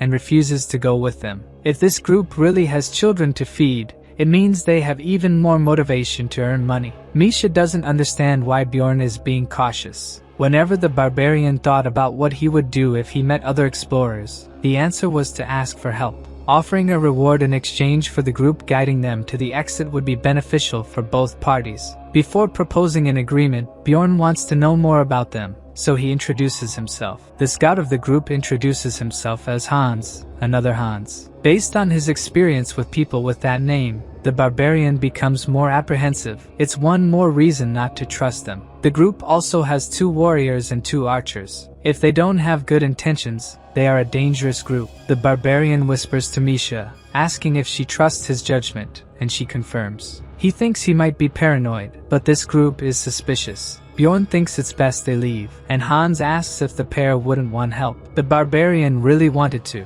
but his instincts are warning that they're dangerous. Bjorn says that he and Misha can manage on their own, and they depart. Suddenly, an arrow is shot, but Bjorn blocks it with his shield. Just as expected, they weren't ordinary explorers. The other archer questions why his companion did that. She wants Bjorn's valuable Latinium-made equipment. The archer doesn't understand the situation, and Hans tells him to leave if he can't comply. Hans also wants the expandable backpack. The other warrior also wants money and decides to attack the duo. Seeing all this, Misha asks if they're not going to run. They're at a disadvantage, and the other team has a tracker who can easily find them. Bjorn whispers to Misha that they need to buy time. He says he'll give the backpack and shield to the explorers if they spare them. But someone shouts to grab them, and Misha panics, saying that she is the Therianthrope's princess, and they will be rewarded if she lives. The group leader is confused, but Veit is determined to finish them off so they won't suffer consequences. The group even thinks it's better for Misha to be a princess since she would have valuable items. Bjorn won't be able to buy more time, but it should be enough. Kanabaro, the rank 7 monsters, has just appeared. The group is taken by surprise. The monster appeared because Bjorn and Misha have been lost for days. Bjorn asks Misha to cling to him. He knows Canabaros pursue their prey, and there's no way to escape. So the barbarian runs towards the explorers. The idea is to use them as bait to escape. Bjorn jumps on Hans, who doesn't understand. Then the monster uses the mana mines ability. The group is surrounded by Kannabaro's mines. Hans shifts the group's focus to defeating the monster and then capturing the duo. Bjorn knows he won't be able to avoid the mines either, so he decides to step on them while running. On the other side, Kannabaro summons dogs. The animals run hungry towards the group, who can't dodge, or they'll step on the scattered mines. Additionally, the monster also attacks them with its weapon. Bjorn is bitten by the dogs and uses his flesh explosion ability to get rid of them. Suddenly, the barbarian doesn't feel his ankle anymore. This time, he has a serious injury and needs immediate treatment. Now Misha has to attack, and Bjorn throws her towards the monster. The girl attacks Kannabaro with her dagger and manages to destroy the monster in a single strike. Looking at the explorers who are attacking, now they're on the ground begging for her help, but Misha knows they don't deserve it. Who needs help is Bjorn, who has a leg injury, but thanks to his immortal ability, he's healed instantly. Misha is surprised by her companion's quick recovery, not knowing that even with a weak potion, Bjorn's regenerative abilities are incredible. Curiously, she asks what Bjorn is since he didn't seem to feel pain, but he says it's the mental power of barbarians. After the fight, it's better they leave before more Kannabaros appear. Misha asks how he knew the explorers were dangerous. Bjorn says one of them was named Hans, and he doesn't like that name. This only confuses Misha more about him. She never imagined that a kind lady like Veit could transform like that. According to Bjorn, if they didn't seem weak, have expensive gear, and weren't in the labyrinth, she could have just been a kind lady, even though she was the first to attack. Misha doesn't understand, and Bjorn asks why she entered the labyrinth. It was for money, just like that lady. Veit shouldn't need money just for herself, and that's why she might have acted that way. In this exploration, Misha is learning many things she didn't know. After 109 hours lost in the forest, Misha excitedly says she found something. Finally, they've reached the witch's cabin, the only safe place in the forest. Bjorn hopes nothing bad happens this time as they enter the cabin. The cabin stays in a random location in the forest for 8 hours before appearing elsewhere. Inside it, the field effects are undone, making it the only safe place in the forest. The first cabin was hard to find, but with Misha's keen eyesight, the second one was easier. There are 53 hours left before the labyrinth closes, and after 5 people enter the cabin, it locks itself. Misha is excited to finally be in a safe place. However, Bjorn asks her to stay quiet because they are not alone there. He explains that after 5 people enter, the cabin's entrance seals shut. On the ground, the barbarian finds a familiar helmet and axe. Bjorn realizes they belong to the priest who was with Elisa. Shortly after, they find the man lying on the ground like a beggar.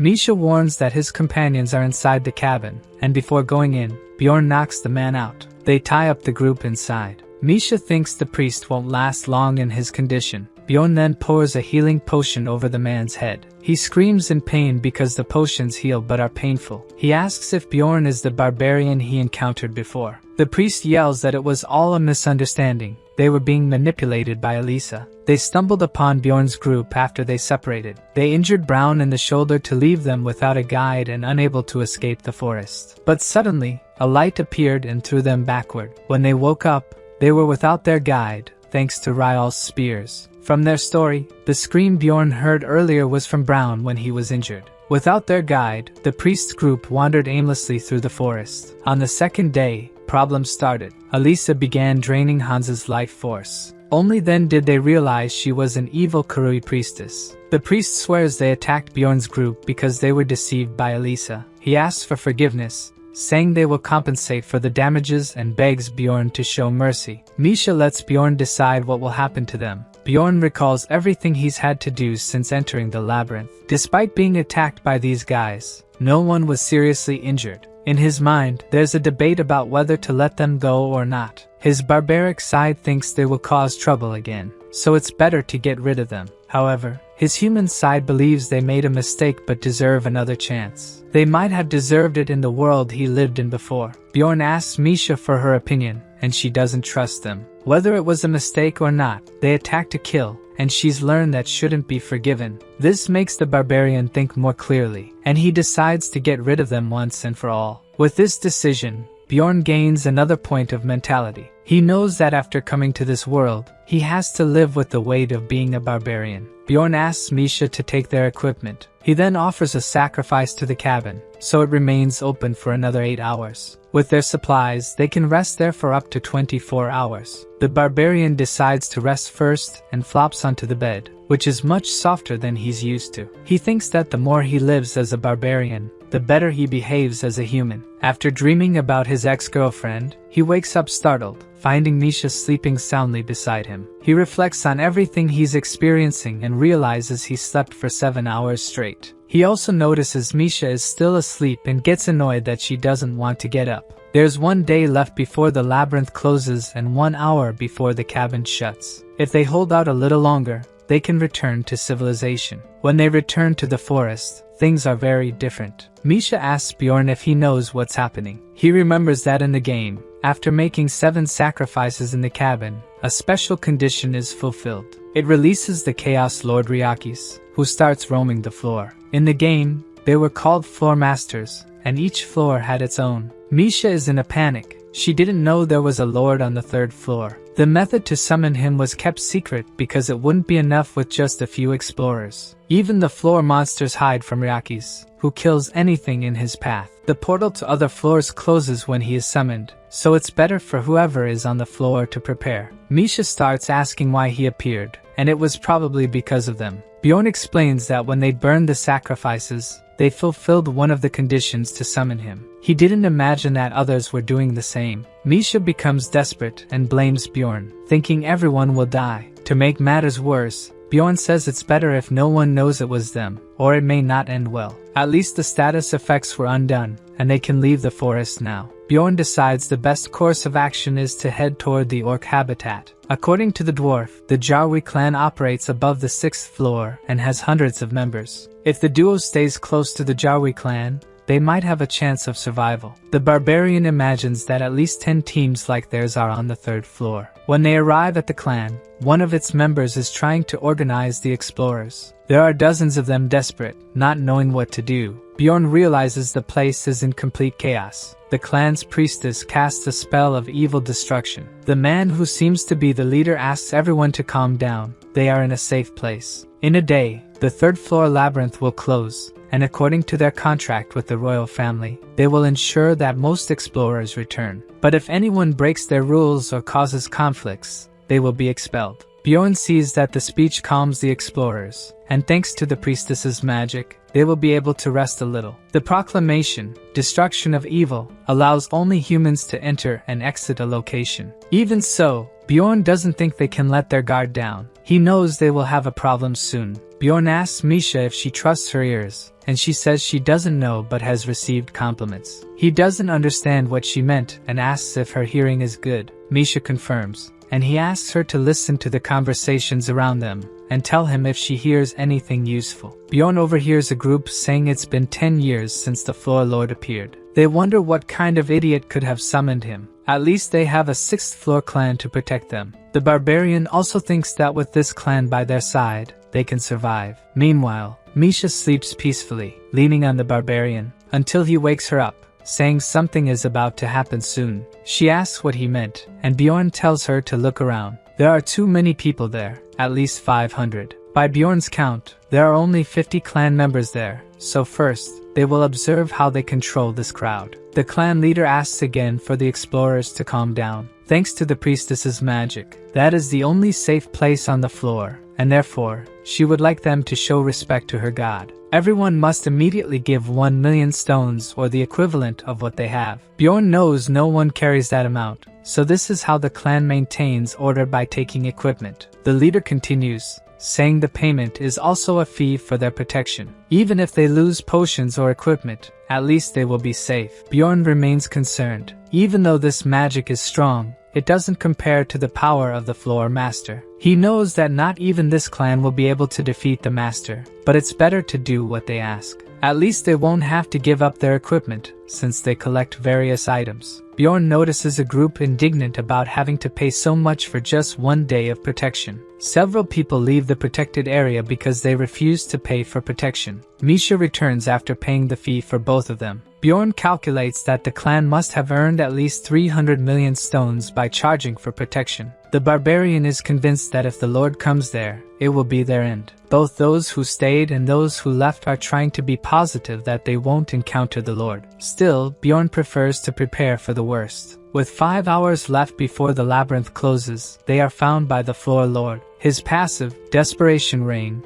causes area damage. Where the drops fall, field effects disappear. The Floor Lord, Ryakis, finally appears, and people panic, shouting for the clan to protect them. Even the clan leader knows the damage to the expedition will be heavy. He orders the clan to use everything they have to face him. The leader uses a numbered item, the Sun Lord's flag, to confront the monster. Bjorn realizes that in just a few minutes, the clan used items that cost millions of stones to face Ryakis. The leader says they have enough items, so they can use them without moderation. In other words, they will try to defeat Ryakis. The barbarian wasn't the only one who prepared for the worst, and knowing this, he is satisfied. All these people risked themselves to get where they are. It wasn't just luck. The leader orders them to take positions. They are going to stop the Chaos Lord. The close-range damage dealers and tanks of the clan focused on blocking light attacks. The warriors head straight into battle as soon as they are healed, even when they are in tatters. The leader keeps urging the clan not to get distracted and to focus on the battle. The explorers comment that the clan has already suffered 4 casualties in a few minutes and think the situation isn't good. But they are managing to hold back Ryakis' advance. The clan is doing its best for that. The Chaos Lord releases his inherent powers, and the leader orders to stop the attacks. Ryakis cannot feel threatened. They need to destroy the orb first. The clan is aware of the Dark Sphere and is controlling the attacks to prevent the Lord's second phase. If they keep this up, Bjorn thinks they can survive until the maze closes. There is only 1 hour left for the maze to close. The clan has lost about 20% of its forces, which doesn't seem like a big problem. The problem is the explorers. They are getting desperate. Every time Ryakis appears, the explorers who pay for protection die. For Bjorn, this is their fault for watching the battle distractedly. Misha asks if they shouldn't do something since the situation doesn't seem good, and the barbarian is pondering about it. The explorers around conclude that they should fight too, so their gaze turns to the equipment taken by the clan. Observing the situation, Bjorn thinks it's better for him and Misha to get out of there. The clan guards who are taking care of the equipment ask the explorers to step back, but they don't care and attack the guards. Meanwhile, Bjorn and Misha run. He knows this would happen since normal explorers don't know how to defeat Ryakis. Right in front of them are several chaos spirits. With no time to fight the monsters, they just change direction. The duo needs to get as far away from that place as possible. Bjorn thinks that if they reach that point, they will be far from the forest center. But suddenly, the barbarian stops. The Chaos Lord has managed to absorb his inherent power. Now he will activate his ultimate power, the Rift of Evil, which reaches an area of 5 kilometers. This time, even the barbarian seems desperate. Misha also has no idea what will happen to them now. The Rift of Evil is activated when Ryakis absorbs all 10 orbs within a 45-minute time limit. If they can't escape the area of effect in that time, the explorer will die, no matter how powerful they are. The ability causes anyone within the 5 kilometers radius to be pulled toward the floor's center. Immediately, Bjorn, Misha, and other explorers return to the floor's center. According to Bjorn's count, there are about 200 explorers left, and only 20 of them are from the Jarwi clan. Before, they were 50. A clan member shouts for the explorers to shut up. He says they lost several of their members because of them, and it's better not to come near. This only makes the explorers more irritated. They paid for protection and still might not survive. The clan guy also says he won't help anymore, and they should be grateful for not being killed. One of the explorers raises their hand amidst the crowd. He read in an ancient text that if they don't leave within the time limit, they will all die, except if they run 5 kilometers in any direction. The problem is that Ryaki's clones and chaos spirits will pursue them if they try to leave. The explorers agree that if they work together, they might survive. More than half of them leave, and Misha asks what they are going to do. Bjorn wants to bet on something with a higher chance of success and goes to the clan. Misha's brother recognizes them and wants to know what they are doing there. Bjorn greets him and asks if they managed to get the hero Orc's essence. The guy who wasn't taking Bjorn seriously until now is disturbed and asks how the barbarian knows about that. The barbarian is pleased. The bet was a success. The clan now has only 23 members, and they have only 2 short-range damage dealers left. After the explorers revolted, they lost many warriors. Because of that, they had to let Ryakis absorb the orbs to buy time. The clan's mage is impatient and urges the vice captain to do something before time runs out. The vice captain is in a tough spot. They won't be able to clear paths with only 2 damage dealers. The 2 are a swordsman and a lancer, so there's no one for defense. They just needed one more person, someone who could stay on defense. To add more pressure, other clan members keep asking him to come up with a solution soon. Suddenly, a voice shouts that they will clear the way, and the vice captain looks for who can solve his problems. Someone explains that Bjorn is a teammate of the ear guy's sister, and that he doesn't need to worry about him. But the vice captain still wants to know who Bjorn is. The barbarian is asking for the hero Orc's essence in exchange for clearing the way for the clan. Hearing this, the vice captain activates the survival instinct ability. It highlights the target, increasing its survival probability, and it's the first time it emits such a strong light, as he has been saved by this ability several times before. The vice captain decides that Bjorn is the key to getting them out of this situation, and he asks for the barbarian's name. Bjorn introduces himself, thinking that his second bet was also a success. The vice captain introduces himself to Bjorn and asks how he knew they were after the hero Orc. Bjorn simply presumed they were there because of the essence. A powerful clan like theirs wouldn't be there just for the Orc warrior. They must have had some other reason. The hero Orc is a hidden boss, summoned when offering 777 magic crystals to the Orc warrior on an altar in the middle of the Orc habitat. The clan brought many supplies in case they had the rare chance to encounter the Orc lord. Since they still have many, they must not have found the lord yet. After hearing the explanation, the vice commander asks why they need the barbarian. Bjorn explains that he has the immortal seal, the vampiric essence of a rupture guardian, and also the essence of a body golem, with the characteristic of pain tolerance. The vice commander doesn't need to hear more. For a third-floor explorer, Bjorn is not bad at all, even when compared to the clan's warriors. The vice captain thinks the barbarian is amazing and will invest in him. Misha's brother tries to intervene about giving the essence to Bjorn, but the vice captain has already decided. Investing in Bjorn pays off if they can save at least one more clan member at the cost of the essence. Meanwhile, Bjorn thinks he has passed the first obstacle. There are 3 types of hero Orcs, each one a named monster, which means they are advanced mutants with difficult essences to handle. That's why an entire squad is needed to defeat one, even though they are 5th rank monsters. One Orc drops the red essence, imbued with the scream of passion. The other drops the blue essence, imbued with the spirit of combat. And the last one drops the green essence,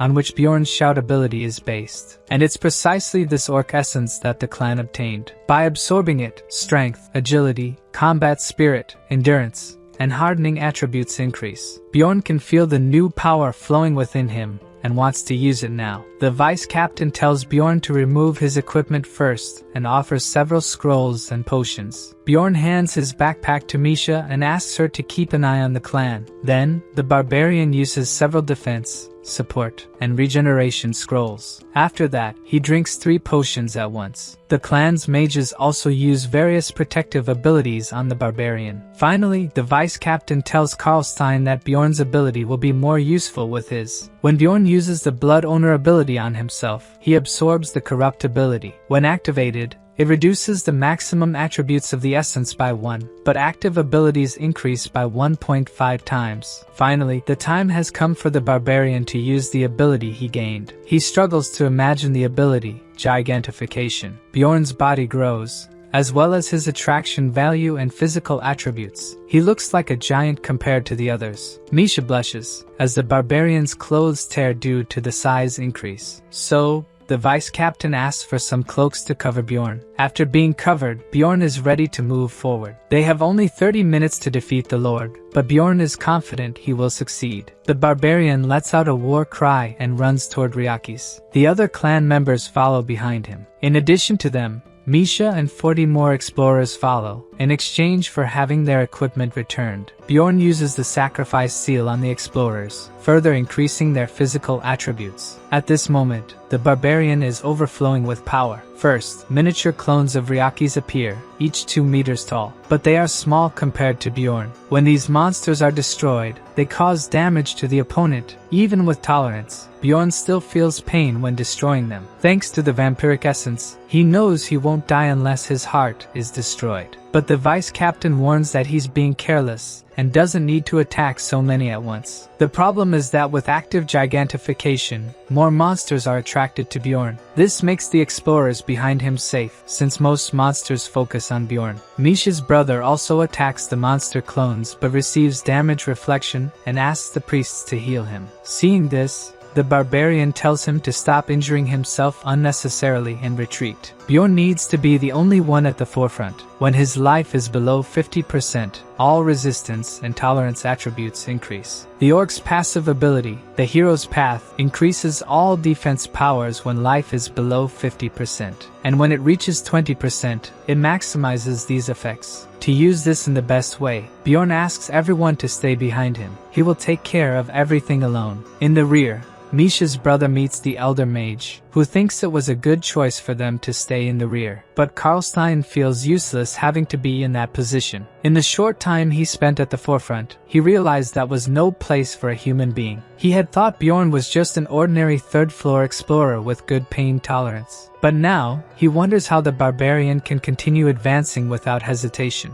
The explorers start talking about Bjorn's courage and ask if Misha knows him, but she pretends not to understand. The mage comments that if Valken, the hero of the barbarians, returned, he would probably be similar to Bjorn. Karlstein doesn't need to be curious about the barbarian's name. If they continue like this, soon everyone will know his name. On a computer screen, Bjorn's attributes are shown, including the new essence he obtained. Bjorn manages to step out of the evil rift, and as soon as he does, the effect of gigantification also wears off. People celebrate that they managed to escape, while the barbarian looks up. The people who didn't manage to escape are being sucked in by Ryakis. The entire orc habitat was destroyed in a matter of seconds, and Bjorn reflects that it was a miracle they managed to escape. The vice captain appears, saying they barely made it. Still, they can't let their guard down. He's right. After Ryakis' first supreme strike, one of the survivors will be chosen as prey. There's a 1 in 15 chance of Bjorn or Misha being chosen as prey, and Bjorn tries to think that either of them will be chosen. But suddenly,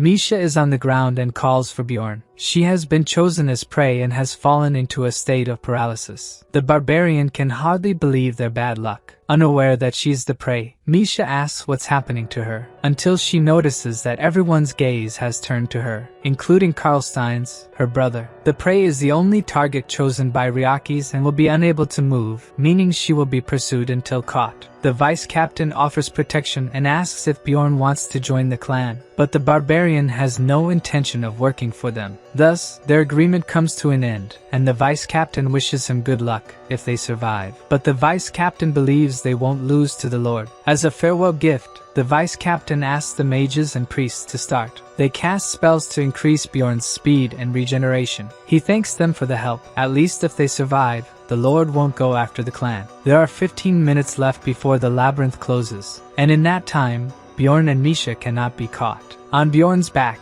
Misha asks him to stop running. She knows the monster is only after her. She thinks that if they continue like this, Bjorn will end up dying too. The girl has already realized her childhood dream and says that's enough for her. But Bjorn knows she doesn't want to die, so it doesn't make sense to say that. In truth, she's just afraid of being abandoned, and she reveals that she doesn't want to be a burden to the barbarian. So, Bjorn tells her that if she wants to live, all she has to do is ask him for help, then at least they'll have a chance. After everything they've been through together, Misha knows she shouldn't be talking about giving up. So, Misha says that if Bjorn saves her, she'll help him forever, but that's something she's said before. Thus, she says she'll give him all the money she earns from this exploration. Now she's given the barbarian a good reason to strive. The blessings from the clan come to an end, and as the rain of despair falls, Ryakis must be close. The chaos spirits are everywhere, and this forces Bjorn to use gigantification again. Now the barbarian can go further, taking just one step. But he'll only be able to maintain this ability for another 2 or 3 minutes. There are exactly 196 seconds left before the labyrinth closes. And since Misha must be bored on his back,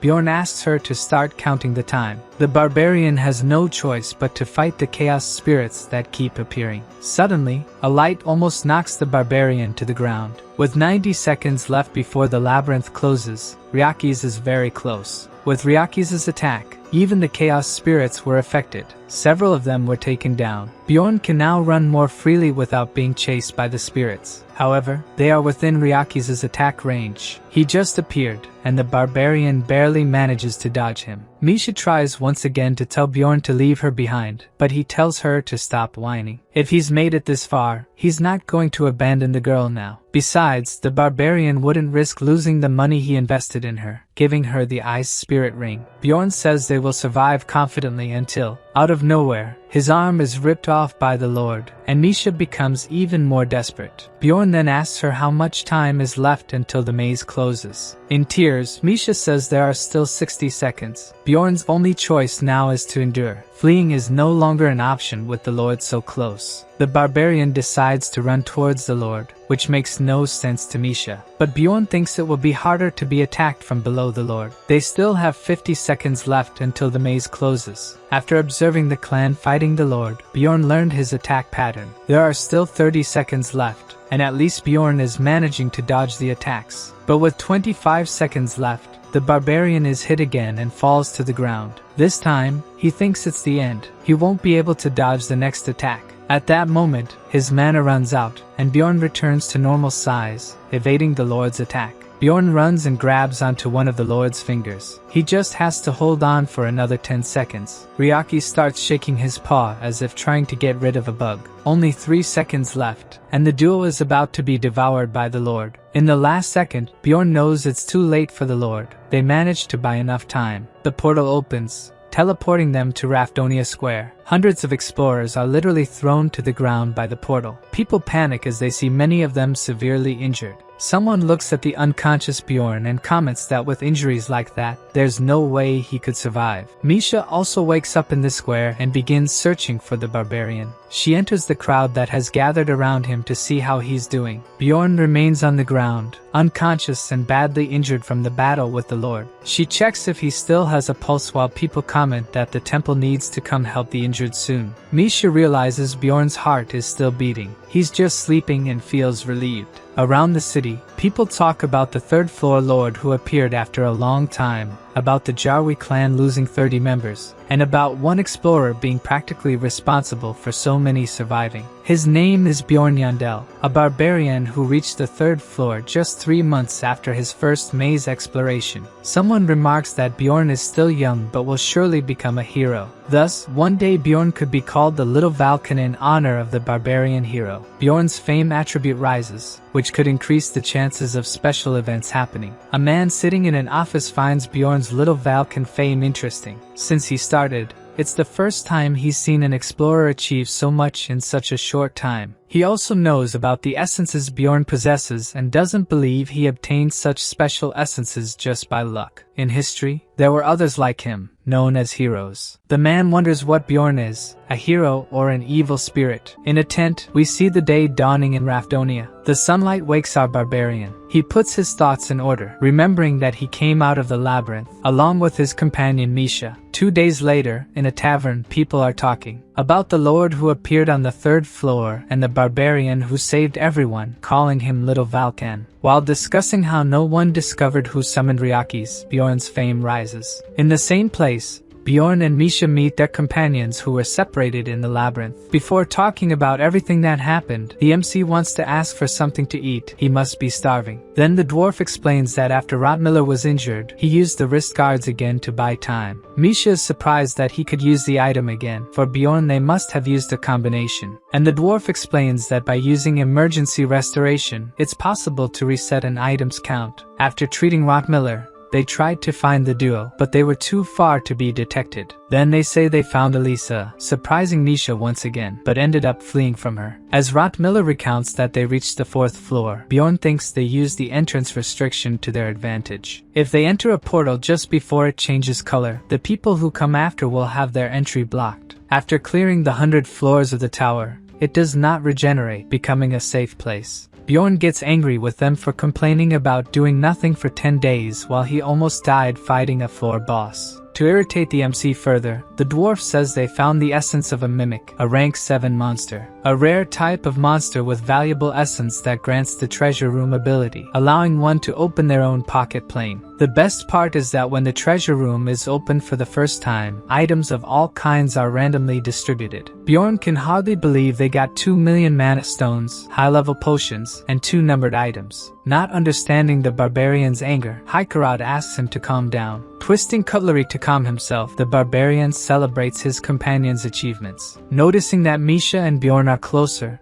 the dwarf wants to know what happened to them during that time. Before Misha could say more, Bjorn steps forward to tell what happened, commenting that he will summarize the story. He skips several parts, such as giving the ring that allowed Misha to make a contract with a spirit beast. Even so, the rest of the group is surprised by the part they hear, and Miller congratulates the girl for securing the contract. The dwarf decides to reimburse the amount the duo paid to the clan, even knowing they earn the hero's essence. To Ryal, the duo's story was incredible, and according to the dwarf, no one will question the nickname Little Valkan. The barbarian doesn't understand this nickname story, and Hikarat explains that people are calling him Little Valkan in comparison to the barbarian hero of the past. To Bjorn, this came too quickly. Although in the game a nickname is a good thing, in this world, it means he will receive unwanted attention if he becomes famous too quickly. Changing the subject, Misha wants to discuss more important things, like how they will distribute the group's earnings. Despite some losses, they reach nearly 8 million stones as profit. At this moment, the MC is very happy, remembering that Misha promised to give her earnings to him.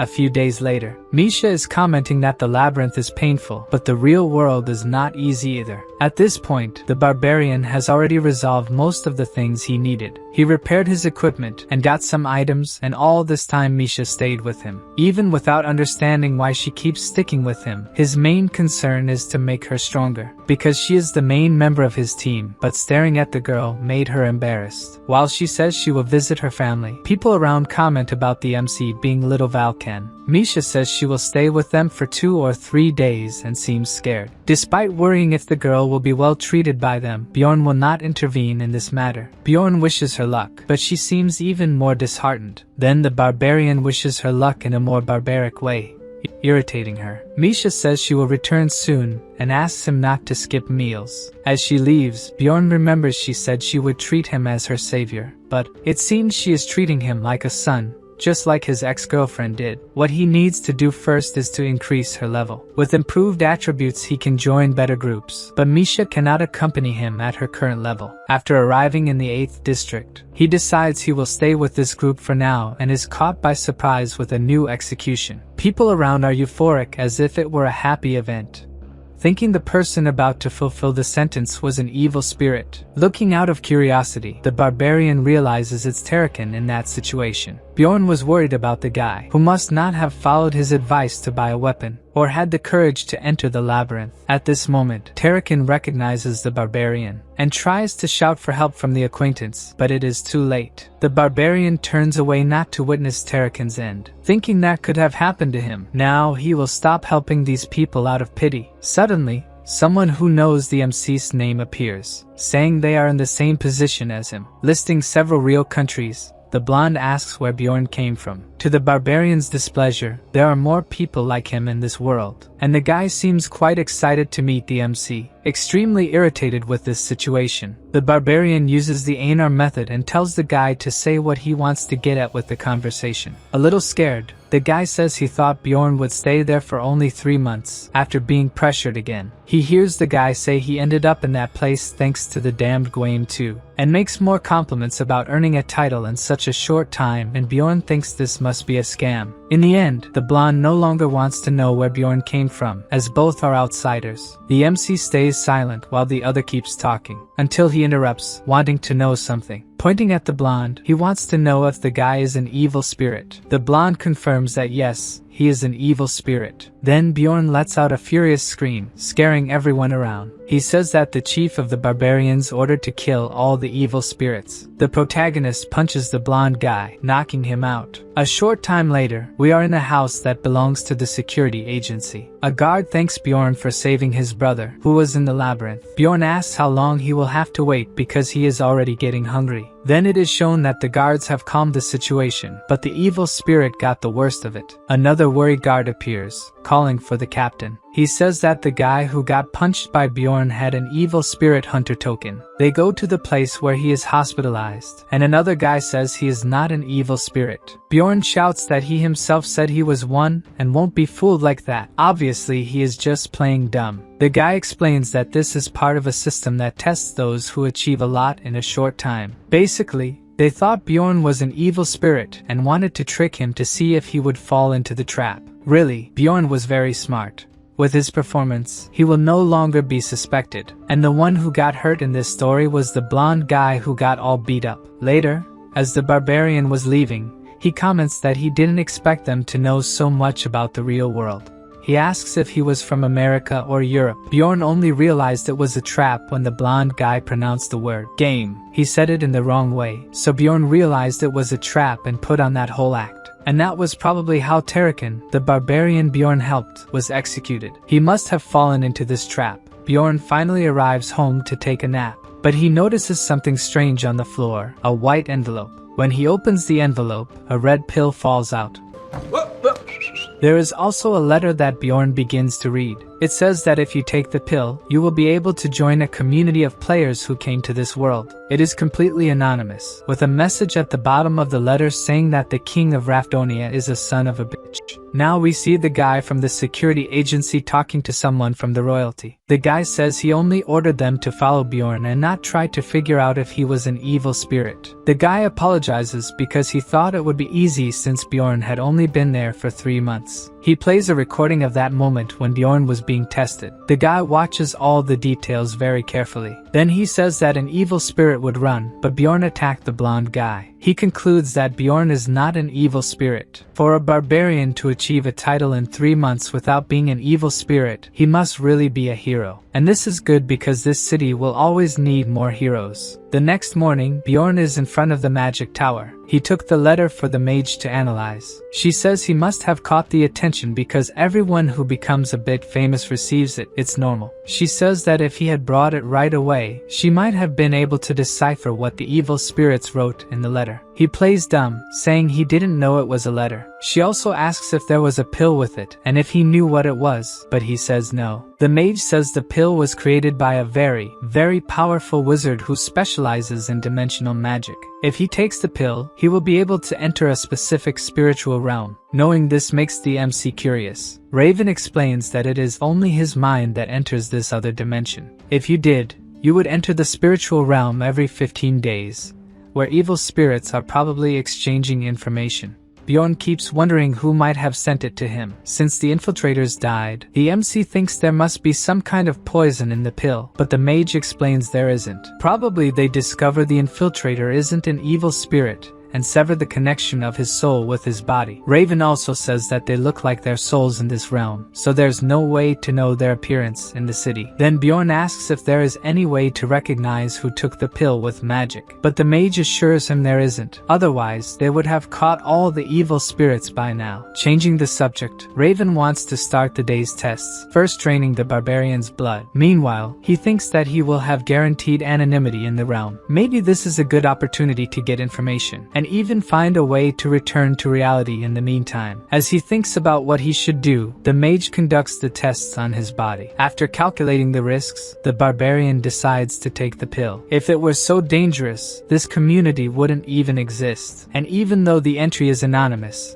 it's better not to take it now, or they would know who the newcomer is. If his letter was the only one sent recently, they would know it was him who entered the community. So, it's better to wait another 3 to 5 months before taking it. And he doesn't urgently need information right now. 15 days after returning from the labyrinth in the magic tower. In a laboratory on its upper floors, a wizard is having some secret conversations. The wizard asks about the newcomer, but the voice in the crystal ball replies that he didn't come, which makes the wizard assume that the guy shouldn't be one of the players. Talking to the crystal ball, he says they should stop delaying the other letters and start sending them. He had expectations for this letter, but things didn't go as he wanted. At the guild branch, one of the workers informs that Bjorn was promoted to the 6th rank. Every day, he took care of the things he needed, and during this time, he spent a lot of money. But this doesn't sadden him because he spent it on things he needed. He bought a new weapon and reinforced his shield and breastplate with acid-resistant magic. And something very necessary, pants imbued with magic that won't wear out when Bjorn takes his giant form. Bjorn also asks about Misha's new equipment. The girl still hasn't gotten used to using it normally in a training field. Misha is getting the hang of using her twin blades. Bjorn finds it amazing that she can imbue attacks with the element of her spirit beast, but she needs to improve her movement. During this time,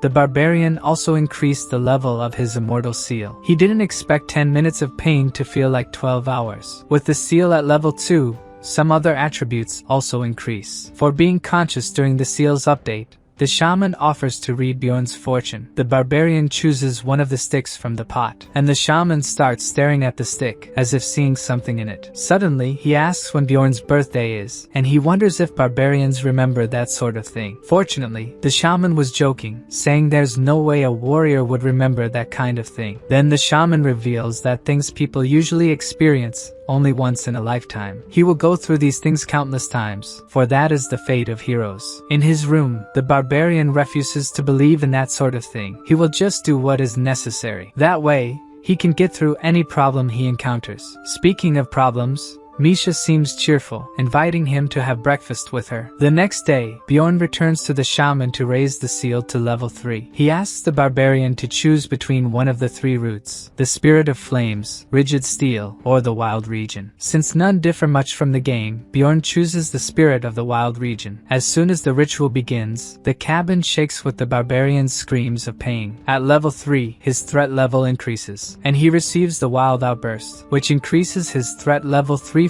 and enhances his physical stats. By wounding monsters, his physical stats increase, which is perfect for a tank. With gigantification, he increases his threat level even more. Bjorn certainly didn't expect so many advances in just 3 months. Suddenly, the shaman whispers in his ear that he can go now. But before that, there is something he didn't say about the barbarian's destiny. The shaman says he attracts people with hatred in their hearts and must stay alert to them, or he might get hurt. After that, he withdraws while the shaman remains silent. Outside, Bjorn is thinking about what's left to do now that he has achieved level 3 of the seal. Then Einar appears in the bushes, calling for him in a low voice. In the thicket, she congratulates him on the title of Little Valkan and is curious to know about everything that happened. The girl's eyes even sparkle when she hears the story about his last trip to the labyrinth. Feeling a bit more at ease that he was with Hikarat and the team, and not just strangers. Bjorn is worried that she has lost a lot of weight, but she tells him she's condensing her muscles, which, to the barbarian's shock, even she doesn't quite understand what it is. Suddenly, a voice shouting calls for her, and the girl says she has to leave. The barbarian is worried, but according to her, she just needs to train twice as hard. Before leaving, she calls for Bjorn once more, saying she's happy that he's doing well. He's no longer desperate to survive. Somehow,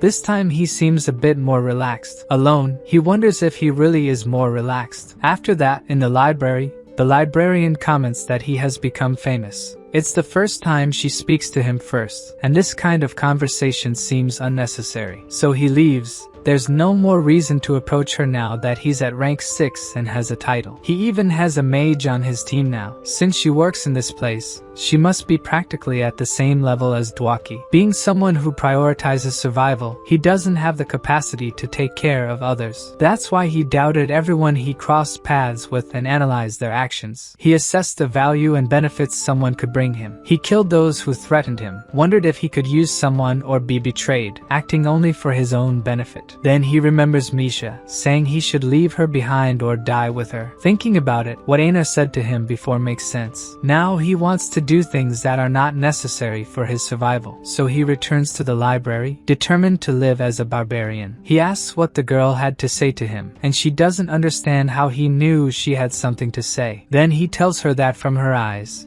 it seemed she wanted to say something. The next day at a cafe during lunchtime, Bjorn is trying to get through the door that, even being normal-sized, is small for a barbarian. As soon as he enters, a woman he thinks is his client calls for him at a table. Shavin is the deputy director of the 7th rank administrative agency of Levision. As revenge for being called to this place, he orders beer and meat since he doesn't like sweets. Then he asks what she wants, and Shavin reveals that the librarian's name is Lagna. Even though she's not a noble, there's something behind that name, but Bjorn wants to know the reason he's there. So Shavin reveals that they patrol the sewers looking for criminals and tax evaders. But the people who did this died in the 3rd floor incident of the labyrinth and need replacements. To Bjorn, there are better people for this, thinking that evil spirit hunters might have something to do with it. But in reality, she wants him for the job because he's popular at the moment. She's very excited to meet him, like a fan. The salary Shavin offers is nothing amazing, and she says her agency is demanding with who they hire. So Bjorn concludes that he will seem more trustworthy to others if he works with them. This will be his first mission after gaining the title, as no one trusts barbarians. Therefore, the MC excitedly accepts the job. After that, he leaves, and Shavin thinks it's been a while since she met someone so interesting. She was curious after Lagna commented about him, and apparently, he knows nothing about her past,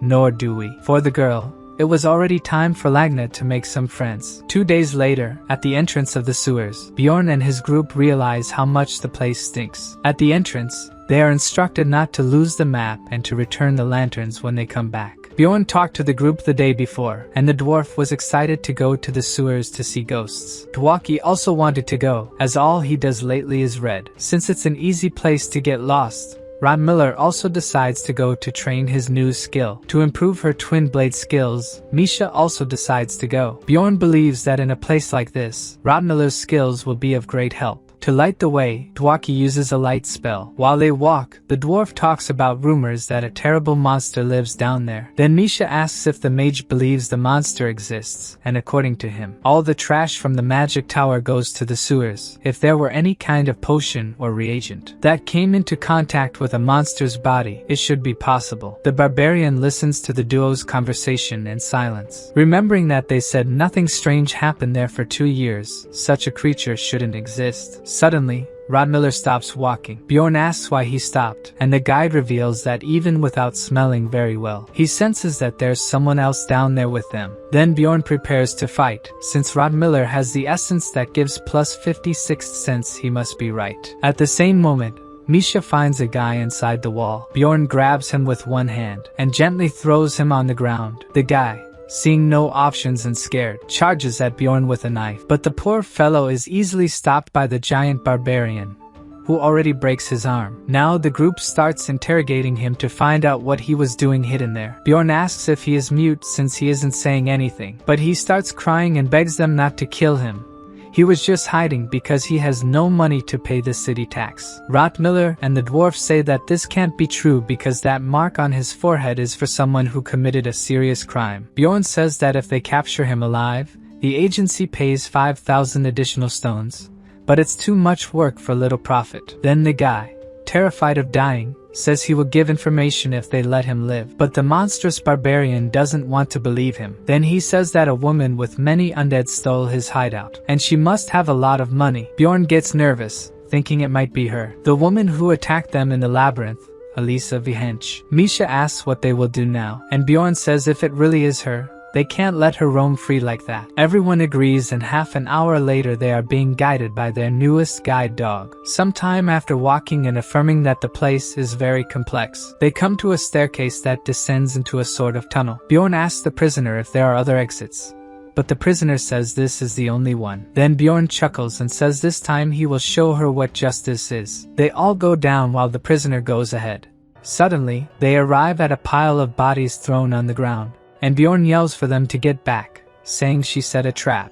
The poor prisoner was left to take the fall. Suddenly, we see someone moving suspiciously. Elisa is surprised, thinking that her magic has been activated, perhaps by the people in the temple. She is worried because she hasn't found the path to the underground city yet. At this moment, the mage needs an offering to protect herself. Due to Elisa's spell, the fugitive's HP is decreasing. Bjorn is tying up the guy. He almost perished when the magic was activated. He asks about his companions, and fortunately, they are all well thanks to him. The same cannot be said for the guy, whose HP is now 0. The group thinks that thanks to him going ahead, the others were able to stay safe. Before they proceed, the dwarf notices that the guy had an identification badge. It was another Hans who crossed paths with the barbarian and didn't end well. While the dwarf suggests they can use the badge as evidence, Bjorn has a bad feeling about it. Nevertheless, they continue and reach Hans's old hideout. The group realizes that the person they're looking for isn't there, but something catches the mage's attention. Ryal senses some mana and believes it's coming from beneath the ground. So Bjorn throws his armor on the ground, saying he's going to destroy the ground, despite the mage warning that it won't work against magic. The barbarian activates his gigantification ability. If he can't destroy it with brute force, it means he's not using enough strength. The whole group is shocked to see what Bjorn is doing. He's really acting like a barbarian, trying to destroy the ground. And indeed, his tactic works. Rod Miller says he smells that woman. It should be safe if they check the area. Since his sixth sense didn't detect danger, they decide to move forward. Then we see someone almost out of breath. The guy is running through the underground city of Nork. He opens a door shouting to the vice captain that the door was destroyed. The vice captain questions if it was the royal family, but he explains it wasn't. The door had been forgotten since the incident with the Karui cult, and as it might be a fleeing priest, they need to check it. To handle this, the vice captain assigns Amelia, who has caused a lot of trouble for our barbarian. Meanwhile, Bjorn's group is standing at a junction, not expecting to find a maze in the sewers. They ask Ryal why the path is so complicated, but even as a mage, he has no idea. Rotmiller interrupts, saying the smell of the woman has gotten stronger. Surely, she's approaching them. Then we see Elisa walking through the sewers. She's also frustrated with the complexity of the place. Then she hears an eerie laugh and thinks it might be some dark deity. Elisa always hears the laugh when something bad is about to happen and wonders if she's been found by the temple. The priestess runs fearing she's been found. As she runs, she begins to hear voices, and realizes they're the voices of the barbarian and his group. Her demeanor changes, and now she's determined not to let them escape. She uses gate magic to the demon realm,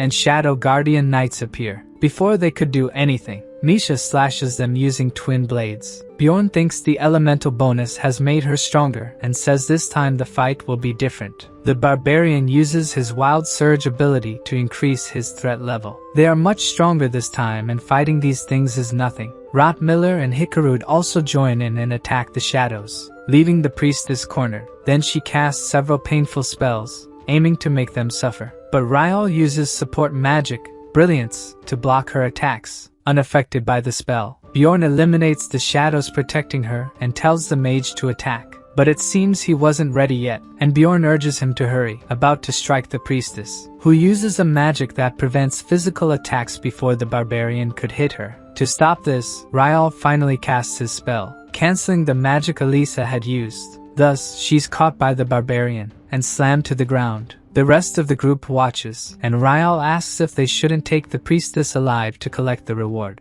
Exactly for this reason, Bjorn ties her on his back to take her back. He praises the work of his companions, and when asking Rotmiller to guide them to the exit, he realizes they're down. At that moment he's paralyzed due to basilisk poison, even though the poison has less effect on him. As Amelia approaches, he thinks things were going too well until now. She asks if he's managing to move even while poisoned, and says he's much stronger this time. Bjorn recognizes her as the psychopath he met in the land of the dead. Amelia looks down, where Misha and the others are asleep, and asks if it's because of them that the barbarian isn't fleeing. Bjorn says he doesn't know why she would ask that, thinking she's there to finish him off. After becoming famous, he thinks Amelia sees him as a threat and took advantage of him going into the sewers to finish him off. He states that he kept his promise not to talk about her to anyone, so why did she follow him here?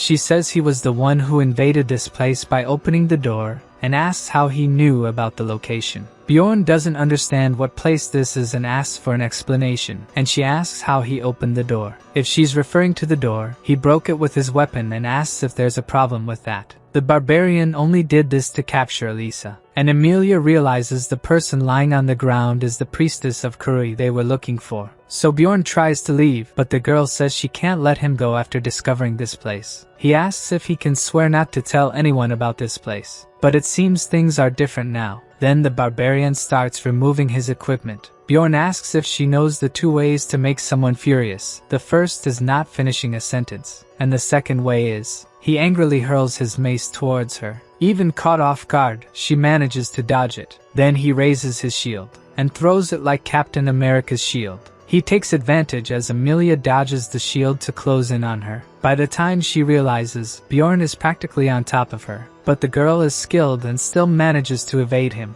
As expected, she moved just enough to dodge him, so Bjorn should do something she doesn't expect. He activates his gigantification. With his arm larger, he manages to grab the girl this time. Finally, he's going to land a hit, and indeed, the punch lands square in the face. As he decides to deliver the second, he realizes something's wrong. Emilia is holding a dagger with an aura and could cut his whole arm off this way. To prevent this, he uses the burst of flesh and his acidic blood hits her. Even taking another hit, Emilia doesn't retreat and tries to strike him with the dagger. So he changes tactics. This time he kicks her, catching her off guard. Bjorn sees she's quite injured and gets excited, thinking he can defeat her. Then he hears Emilia's voice coming from behind him and wonders why. She used automatic replication and is going to hit him with the Azura kick. Shocked by her use of automatic replication, he doesn't have time to dodge the attack. He only survives because of his passive ability, Darkness Source, and the effect of the essence of the immortal. Emilia finds his regeneration power incredible. She only used a healing potion, despite his condition. Then he quickly gets up, wanting to know why she let him live. According to her, Bjorn hasn't changed at all and asks why he attacked her out of nowhere instead of talking first. He thought he had no choice because she wanted to kill him, and Emilia asks how he came to that conclusion. As she said she couldn't just let him go, Bjorn thought she was going to finish him off, and asks what she's planning to do with him then, even though she says she won't kill him. Bjorn was about to grab his mace as a precaution. Emilia tells him to drop the weapon, even if it was just in case she changed her mind. The barbarian tells her the best way to defend oneself is to attack first. As she's injured, he asks why she didn't take a potion, but she reveals she can't. It seems there are essences that don't react well to potions, so she hands something to Bjorn. It's called Leet's Blessing, a remedy made by an alchemist from Nork that erases memories up to an hour before. Bjorn asks why she's doing this instead of killing them and getting thousands of stones in return.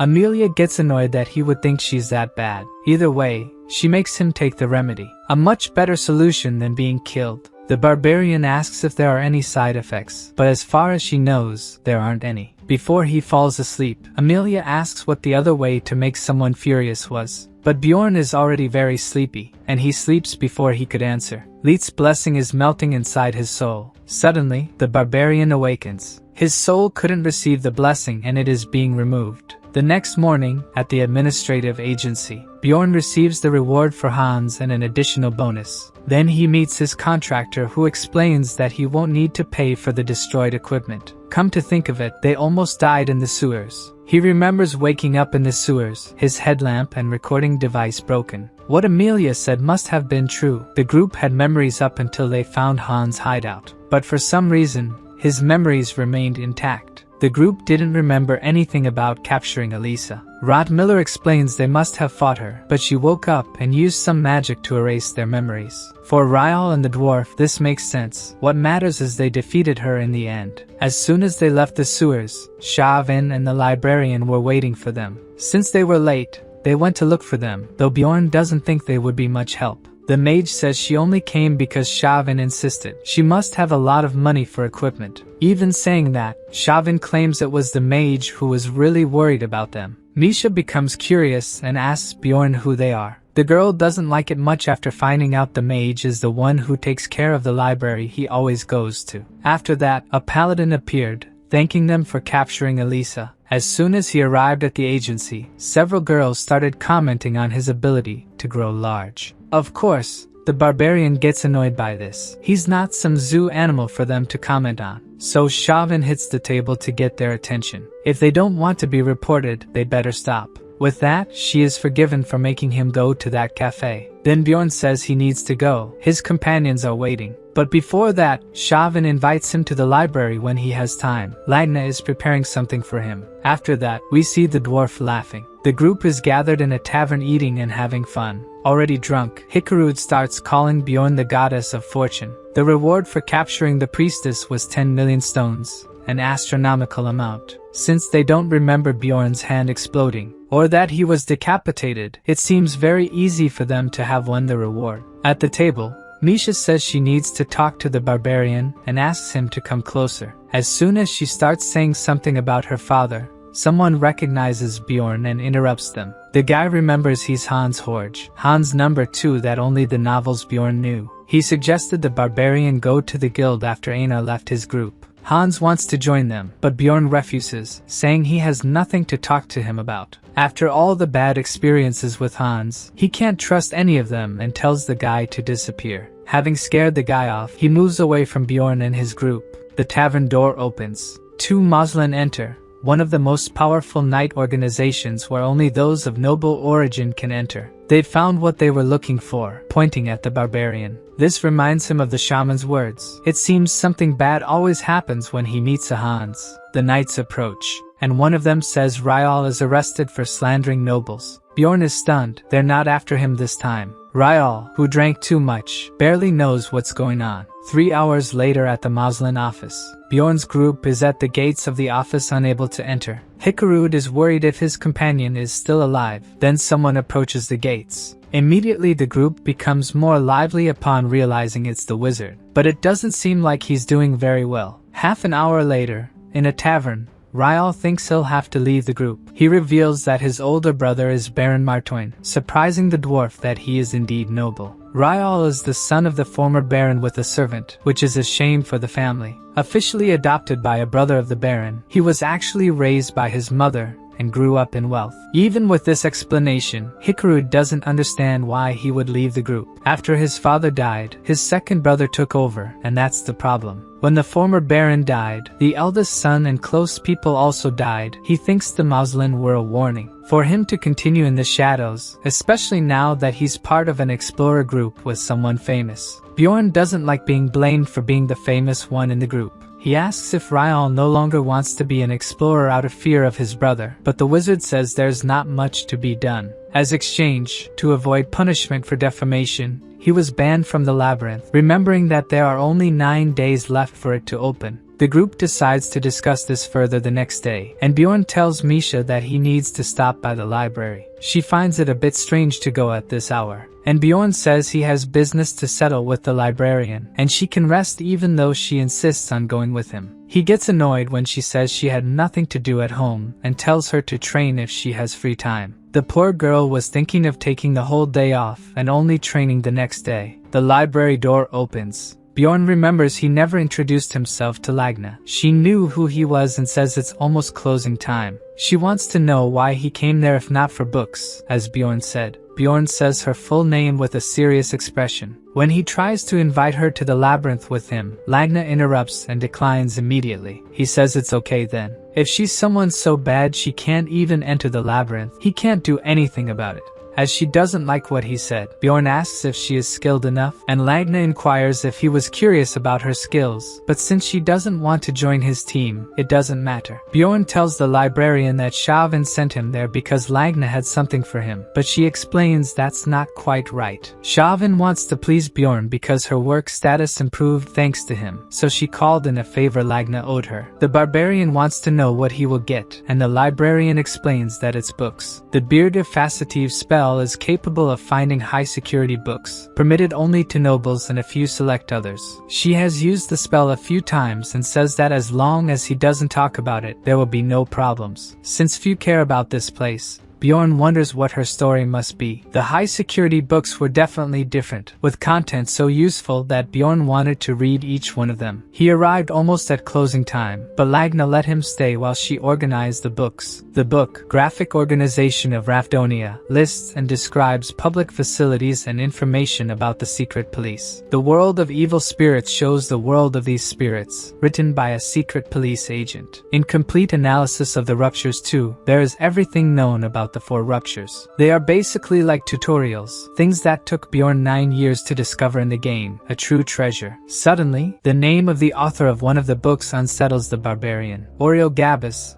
the same name as the game developer. There are 2 possibilities. A player wrote this book, or it was really the game developer. If it's the latter, it means that Bjorn's presence here is related to the developer, which seems worse. So the developer would not be a person but some kind of divine being. Either way, it's good to have this clue. Bjorn still has no idea if opening the Abyss Gate will be the key to returning to his former life. If he tracks this name, he might be able to return, but he must do it carefully. Perhaps it's better for him to look into this and maybe find more clues. So he continues leafing through the books, until he realizes it's already dawn. He spent the whole night reading. As he reaches Lagna's desk, he sees she fell asleep while waiting for him. As she wakes up, Bjorn says that if she had said something, he would have left earlier. She excuses herself, saying she was resting because organizing took a long time, but it's already time to open the library again. Even so, she remains serious to show that she didn't spend the night there so he could continue reading. Since she spoke so seriously, Bjorn stays silent, thinking she might be a good person, and she asks if he isn't going to leave. A few hours later, at the magic tower, someone is calling Raven. She answers the barbarian sleepily, inquiring what he wants with her so early. As soon as he starts saying he needs a mage on the team, she closes the door, refusing. Then he asks for another favor, handing her a piece of one of the rare books and asking her to find out what type of paper it is. Raven says it won't be for free and asks him to come in. She asks again about the relic he used to kill the vampire, wondering if he knew about it, but he pretends not to understand. He says he got the relic from the head of a statue he broke out of boredom, and she asks if he didn't read about it. Bjorn inquires where he could have read about it, and she tells him that the information is in complete analysis of the ruptures. The barbarian says he used the relic just because he thought it might be useful, since it was on a statue of a goddess.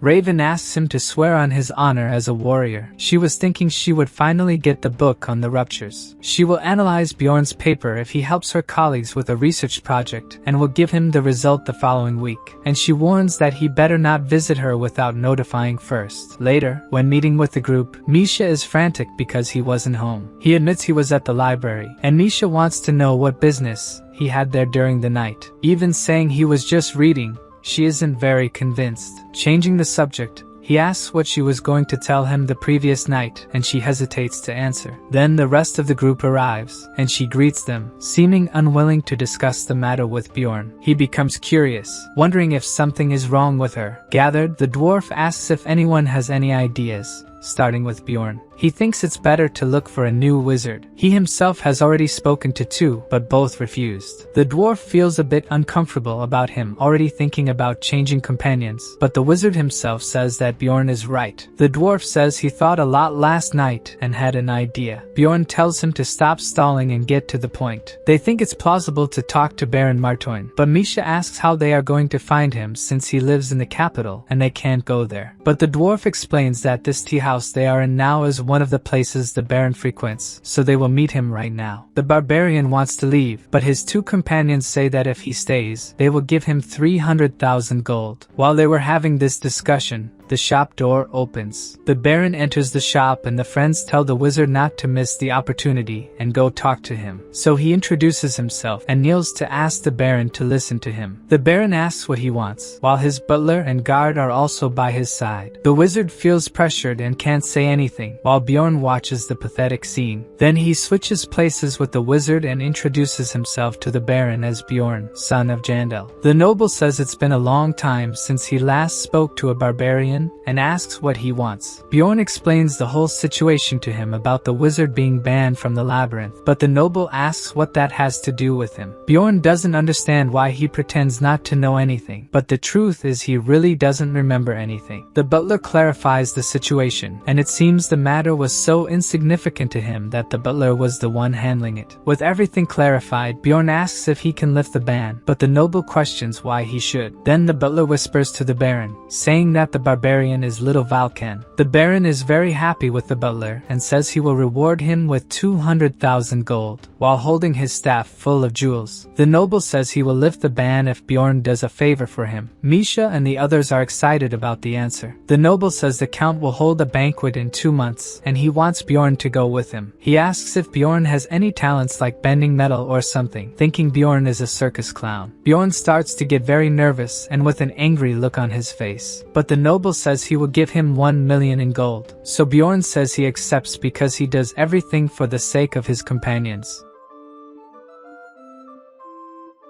Guys, the video is over.